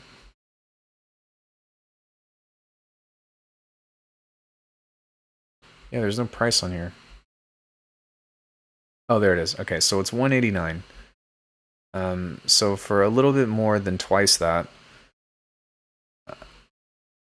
Yeah, exactly. It's twice. It's a little bit more than twice as much, but you get a full DAW out of Bitwig, and you basically get like, honestly, with the new edition of the samples that you can time stretch on the timeline, like having the ability to do this. This was the biggest thing that I missed from Ableton. But now that we can do that, like I really don't see any reason why people shouldn't. I love Ableton. It's great, but I really don't see like a reason to stick with Ableton, to be honest, unless if you're a Max designer. If you are into Max, then yeah, that would make sense. Max is still better than the Grid. Because you can create interfaces, you can create your own devices to a much deeper degree. But aside from that, and if you enjoy being in modular, Bitwig is the shit. It really is. It really is the shit. And I'm not saying that it's better than Ableton. I'm not saying whatever. I don't care. Say, well, whatever. You know, I'm going to see this post on Reddit or something in a week being like, Alckemy doesn't like Ableton. That's not true. I love Ableton. But if they keep doing updates like this, this is almost everything that I personally could ask for as far as wanting sound design, as far as wanting to have creative tools that work for me personally. So take that with a grain of salt. So yeah, does anybody have any questions about the new update, or like anything that you would like to see me try, or anything that you want to talk about? Yeah. I mean, and you know, there are different. They did have workarounds to it, and I still will keep those shortcuts that I'm used to working in. But that is just so nice, man. That is, yeah. The Bitwig can still use an update to some of their mixing devices. Like the limiter still sucks. Unfortunately, sorry, Bitwig. I love you guys, but your limiter sucks. You are missing the glue compressor, you are missing simpler still, but like there's a give and take with it, right? Within all those things, and I found workarounds between all that of just having experience from both DAWs that I don't need those things from Ableton anymore. I do still use the glue. I did go and buy. It looks like a reactor that works. It can be like, I mean, to be honest, like the grid modular environment is something that I use the least out of this entire thing. And the features that the reasons why I like Bitwig is not because of the grid. It is a nice feature, but it's more so the workflow and audio. it's the modulators that you can add. And man, there's just like dude, Bitwig is killing it right now. It is killing it. And the thing that I think about too is that like you want to talk about price and stuff, right? So, you know, you pay $400 and you get upgrades for a year. But I think that from that business model, what that means is that because they're offering a subscription-based model, they're going to update it. They're going to be more keen to updating it more frequently. Whereas if you buy Ableton, you get the entire version and you get the updates until the next one, right? But how often does Ableton update? Like, how long did it take from Ableton to go from 9 to 10? And granted, you know, there were quite a few improvements and stuff that happened over that long course of time, but how, like, when was the last Ableton update, right? I got an email lately for a new beta, but if you look at the patch notes from the beta that's being released, it's all just been like script stuff. It's been like fix to text or shit. Here, let me see.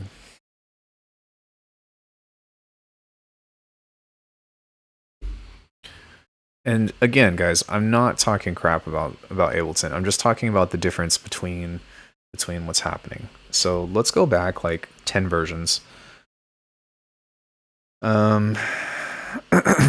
So here we go. I wish that they had like a release date on this, but here's 10.1.9. Translations, group tracks on the Akai Force. When toggling between mid and side, like if you just skim through this stuff, right? Can now use present stuff. Okay. Next version, bug fixes. Next version. It's all like hardware stuff. Next version, hardware stuff. Next version, when using a plugin that wants to use Apple events such as eLicenser, a localized text requesting, like, what? Like, okay. Bug fixes. Max for live devices, now use live.comment. This might be big for people. I don't know because I don't use Max for Live, or I don't know how to use Max for Live. Hardware. I feel like Ableton is really pushing towards the hardware side of things. Now possible to change languages. Absolute 40 MIDI mode can now be used. I don't know what this means, to be honest. Bug fixes, which is good. I'm glad that they're doing bug fixes, but at the same time, like as far as adding features and stuff, for one, Bitwig almost never crashes. So yeah, look, more hardware stuff. Updated various texts. Okay. Updated the bundled max build to version 8.1.5. Again, this might be cool. I don't know, but downgrade updated bundled max, downgraded bundle max to void version due to issues when hot swapping presets. Updated VST, added more live theme colors. Wow. This is actually cool. Push 2 firmware update. Metal framework. Okay. Bug fixes. So you guys get the point, right? Hardware stuff. This is a huge difference for me. Okay, so now let's go look at the Bitwig release notes.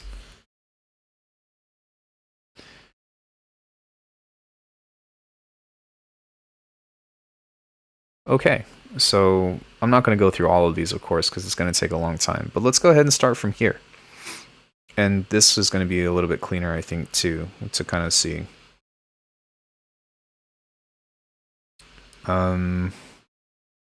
Yeah, there are some things in Ableton that I've been waiting for like 8 years, and they just dedicate to bug fix. Oh, hi, Alckemy. I just got here. I'm curious about what I think about Ableton. I have Ableton. I love Ableton. since it's used by my all-time idol, namely the Fat Rat, I can't evaluate it objectively against other DAWs. If you want to, okay, I have a video online about how to choose your DAW, and I would recommend going to watch that more than anything. I mean, I'm still going to tell you, but that would be like extra resources, right? Ableton is great. I have Ableton. It's right here. But I was just comparing and contrasting the update notes and the patch notes between Ableton and Bitwig here. And I'm not going to sit here and try to sell you Bitwig. That's not what I'm going to do because you asked me about Ableton. But I think that it is an awesome program. I think that you can't go wrong with it, and I think that you would definitely enjoy it. It's one of the easiest DAWs to get into, in my opinion, as far as just learning how to put sounds together. And I think that you would have a good time with it. That being said, if the only reason why you want Ableton is because somebody that you like to listen to uses it, you're setting yourself up for failure. Because you're trying to follow in an artist's footsteps that I don't think that you should do. And I think that's one of the biggest traps of the music producing industry. I do think that it's good to reference, and I do think that it's good to learn the tools that people are using, but just because somebody uses the same program as you, or just because somebody uses a program that you become familiar with doesn't mean that you're going to learn to use it in the same way. Everything does have a particular, it does cater towards a specific workflow, but that doesn't mean that it's going to be your workflow, if that makes sense. So the best advice that I can give to you, I don't know how involved with music you are or all that stuff, and I don't want to assume anything, but the best advice that I can give is to demo it. And see and compare features and compare what it is exactly that you're looking for, right? If you think that you're going to buy Ableton and then you're going to automatically start to make music like the Fat Rat, it's not going to happen.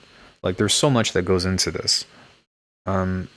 If anything, I think that learning to sound design like them and actually just reaching out to them, would be the most important thing. Now, if your strategy is to get Ableton and then reach out to them for privates and be like, hey, I want you to teach me how to use Ableton in the way that you use Ableton, that's a completely different story. It's a totally different story. But it's not the same thing. Totally not the same thing. So yeah, I got into Ableton. I've used Ableton since 2014. We're at the end of 2020 now, or getting close to the end of 2020. So that's how much experience I have with it. It's still an amazing program, yeah, by all means. And I've learned from all of the people that I've learned from and taken privates from, they all use Ableton, and that's what I namely did. Yeah, I understand. I don't want to fall into that trap. I've already considered most of the psychological aspects and expectations. Good. Yeah, then that's smart. And again, I don't want to tell you this. I don't want to tell you things that and assume that you're not aware of them. I just want to bring it up just in case to be here are some things that I would consider, right? What was I talking about? But yeah, since then, since Bitwig came out and since I've kind of done all that stuff, I've kind of moved on, I guess. I think to start is always a good idea to have any DAW, and as you grow, you can understand what else you like in your workflow and then get something else. Well, there's a lot of things that go into play with that, right? Because it's on paper, I absolutely. But the thing is that a program costs a lot of money. Unless if you're somebody that doesn't, that doesn't do honest software purchases, which I don't advocate, you're dropping a lot of money on something that you don't even know how to use. I started with Cubase for a long time until I realized I needed something more dedicated to production, and as needs change, you can always get something else. Yeah, you technically can, but like I said, it costs a lot of money, and I'm not made of money. I don't have a money tree in my backyard, unfortunately. So I try to be really educated now, or I try to be as informed as possible before I make a purchase on something, as opposed to being who are my favorite artists? If Cohen Sound uses Ableton, so I'm like, oh, Cohen Sound uses Ableton, so I'm gonna get Ableton. Audica uses FL Studio, so I'm gonna get FL Studio. Or you know, and you also have to like keep in mind that like they might be your favorite artist right now, but you might like somebody else that's using a completely different program. But I would try to also like, in regards to information, like just watch as many tutorials on something that you're interested as you can.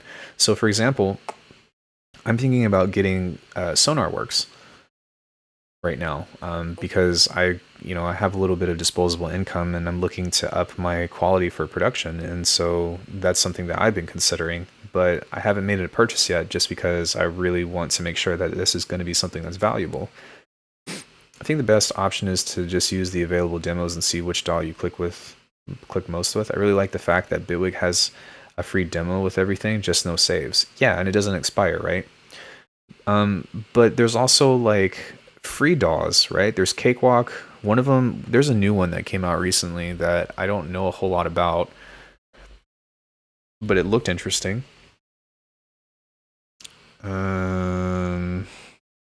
Ultimate free DAW. I guess Serato Studio is free? Okay. What are these other ones? There's one that I wanted to look at. GarageBand, I guess. That doesn't really count in my opinion, though. There's Cakewalk, Studio One Prime, LMMS. This is the one that I wanted to take a look at. Let's Make Music Studio. So this is free, and it looks like it actually is set up kind of like GarageBand, but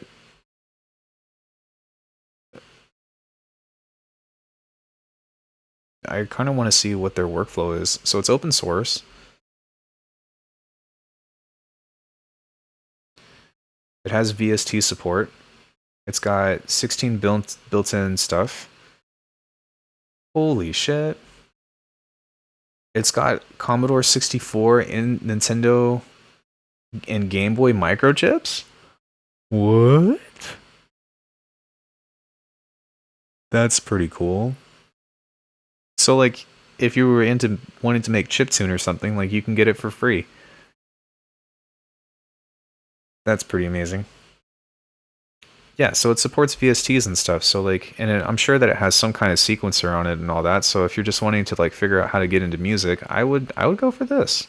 I don't really feel like you have anything to lose with this. It's free, and this will teach you kind of like how to, kind of how to navigate within sound and all that stuff. It won't teach you sound design, but sound design isn't even absolutely necessary, right? Especially like if you just get like loops and whatever. No, fuck off. Yeah, this looks serviceable. And that's cool that you have a mixer here, and you can, it looks like there's like a little modular thing that you can do with all that stuff. And I actually like the colors of this quite a bit. I do like the green and black interface of that. MIDI roll is hideous.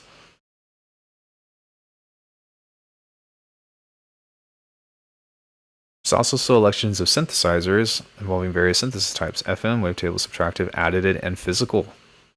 Wow. This looks pretty robust. Look, it's Kyle Beats. It's got to be legit. I'm just kidding.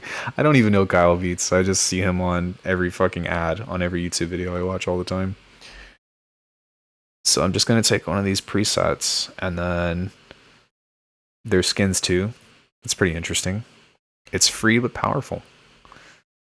Oh, there's no VST support for Mac. But if you have AU, then that should be fine. You can't record audio? No big deal. The mixer setup might be too limited for some. It has a similar workflow to FL Studio. So this might be a gateway program if you want to kind of evolve to FL, right?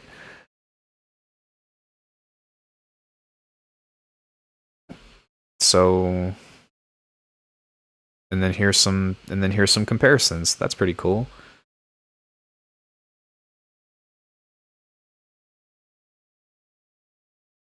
So yeah.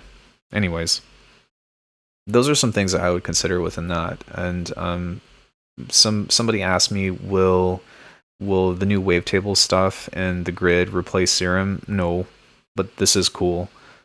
And then like, if I'm not gonna compare Bitwig to Ableton in that way, like of what's better and stuff. But I do think that like while people complain about the subscription model, oh, that's what we were looking at, right? And the subscription model, the updates that have come out in the past year have been quite substantial, and I think they have to do that because of the business model that they support.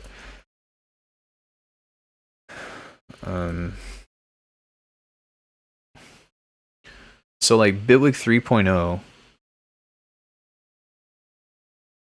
came out, which was a huge update, granted, right? So this came out in July of 2019. We got the grid, we've got a new inspector panel for all of the devices. Converting devices is cool, that you can right click and like kind of switch that stuff out. The grid was new. I think right before that in like 2.8 or something, if that was even a thing, was it? 2.51 maybe? Okay, no.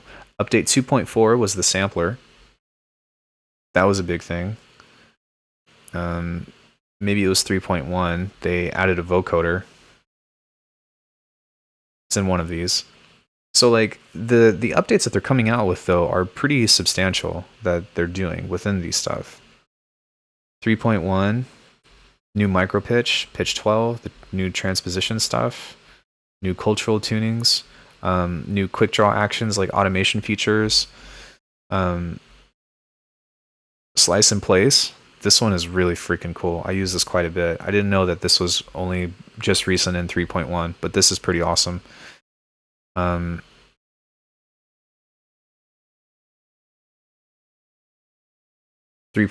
is the vocoder. I think it was for Christmas. Yeah, good call.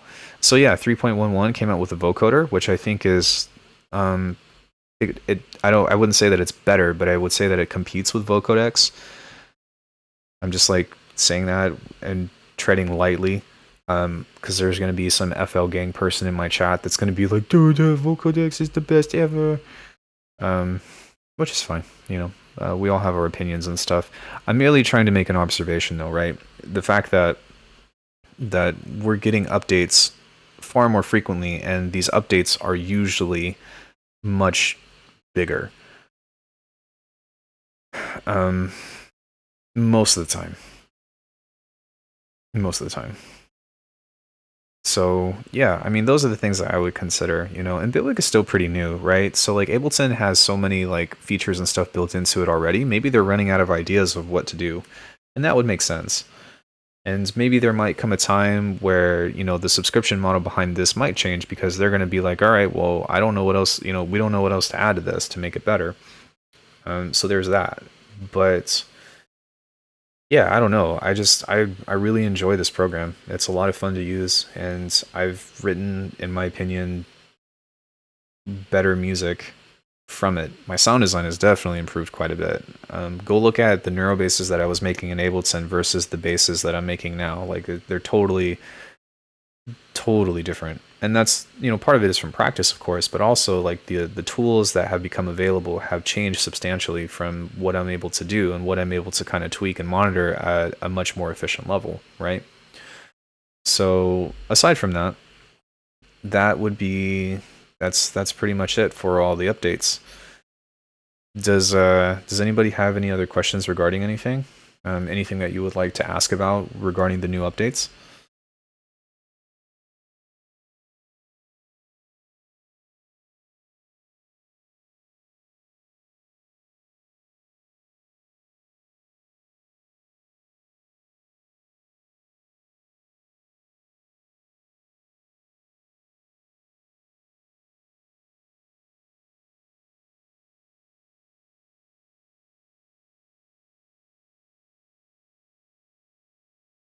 That's awesome, bro. Thank you for the insight into Bitwig. Yeah, man. It's again, I'm not paid. Like, Bitwig doesn't pay me.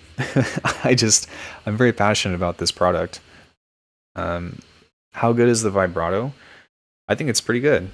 The vibrato can be used. Well, It's an LFO, right?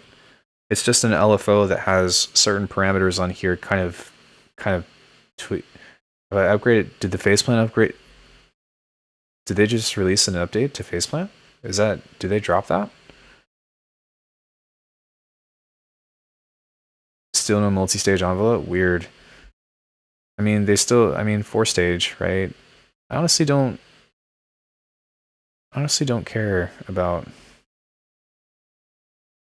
Okay, 1.8.5. Okay, no, we're good. They haven't updated yet, at least as far as I know. You got me really excited for a second NX. Yeah, I mean, I don't really care for a multi-stage envelope anymore, though. I don't think that it's as important as people make it out to be. I do think that it is cool, but the randomizers are more than enough for me, to be honest.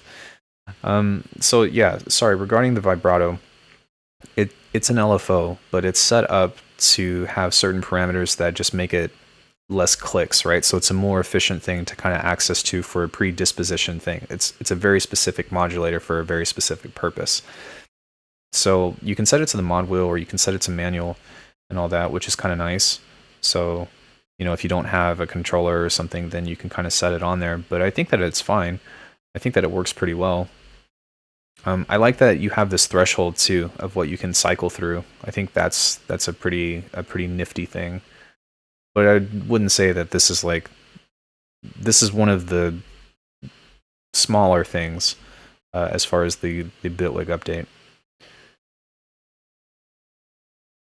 Yeah, and regarding the it's really cool that we're getting both a kilohertz update and a Bitwig update this month.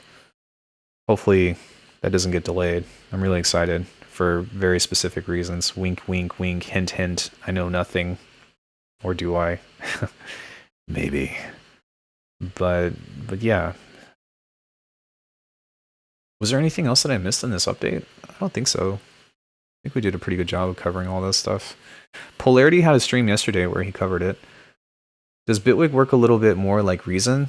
It can, if you use kind of like the grid module, but the way that it processes effects and stuff is more catered towards an Ableton workflow.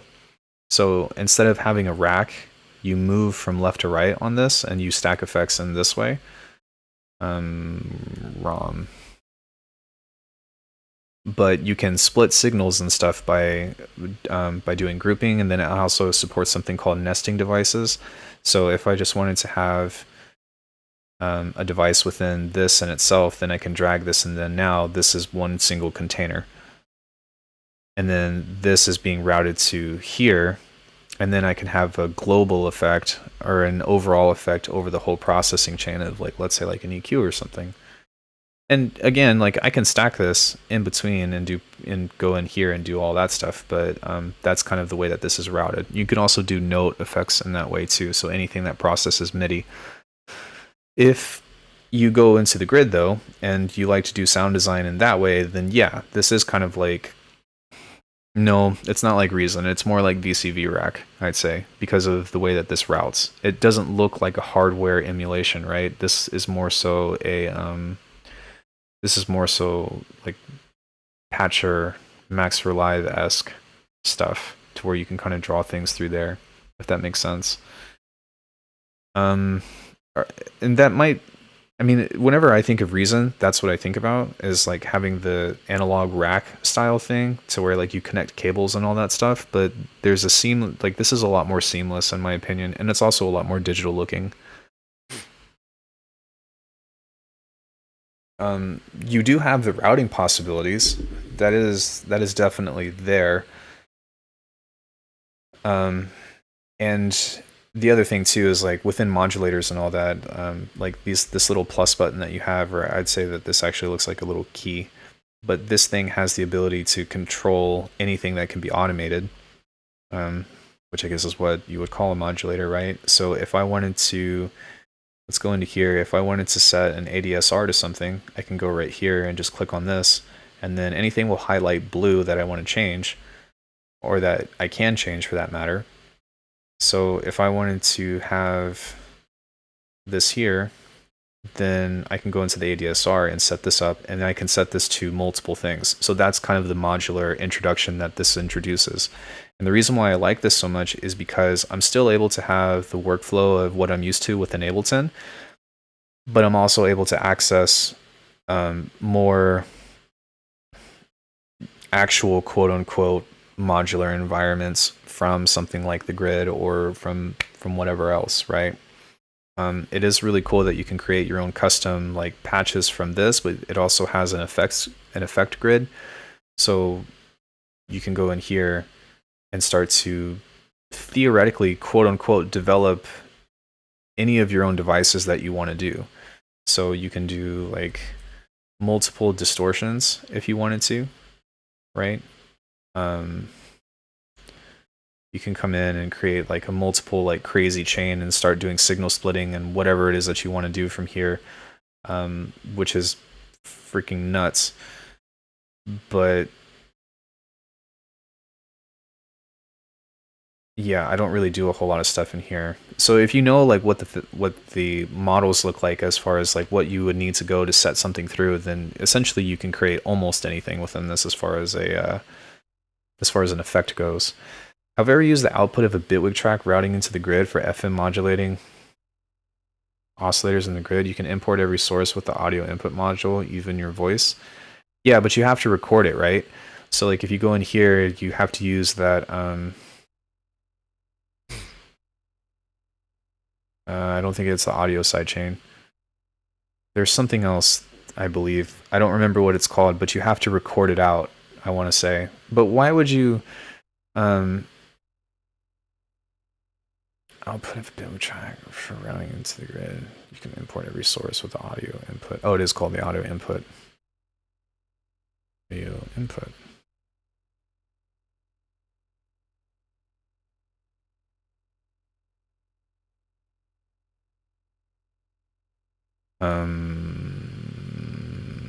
Hardware out. Oh, it's the hardware one? Okay. Yeah, don't you have to set this to record?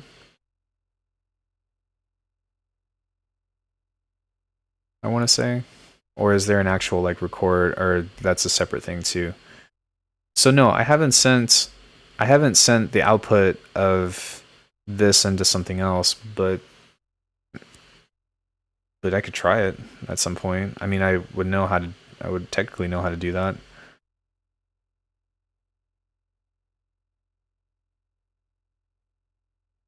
Studio speakers. I think we need hardware input, my bad. So you would take that and then you can FM something else, I want to say.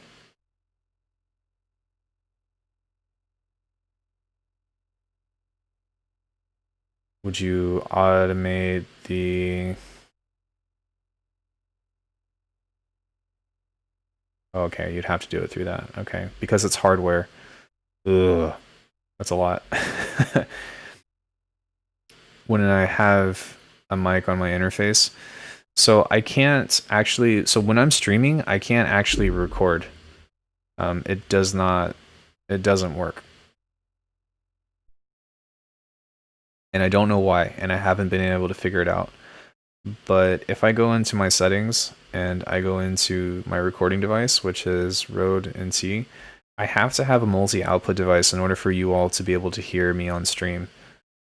And also for you guys to be able to hear the music, or hear the sound that comes out. But even if I have this set up, it will not record. Even if like I try doing the alignment thing with this as well, of like having my input to this. It's kind of loud, sorry. My input to this, my output to that, so that way it matches, because I guess that's the way that Bitwig does things. And even still, it will not record. So if anybody knows how to fix that, I would love to know. But I cannot record into my DAW while I'm streaming. Hey Greedo, welcome. I don't know if that's a bug. I've tried installing and uninstalling that several times to figure that out, but I don't know. I've also tried making an aggregate device. I guess I let it go, or I deleted it, but I tried making an aggregate device with multiple inputs to see if it will capture that, but it just does not work. And with Ableton, it will capture it right away.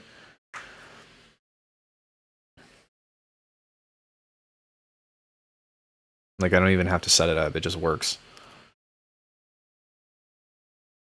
So, yeah, bleh. Greedo, you missed all the update coverage.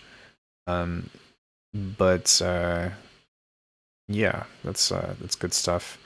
So yeah, if nobody else has any questions, what I'm actually going to do right now is I'm going to cut the stream and then restart the stream. So I'm not done streaming. I'm just going to cut the VOD or cut the video from here, and I'm going to leave this on. I'm going to leave this on public, and then I'm actually going to get into producing a song that I've been working on for a little while. The last couple days and switch over to that. So if you guys want to stick around, I'm going to give you guys a new link in the chat, and I will actually be like right back. Unless if anybody has any questions in between, but don't go anywhere. I'll send you a new link, and then we can all kind of migrate over to the new thing, if that makes sense. I shall return in about 30 seconds.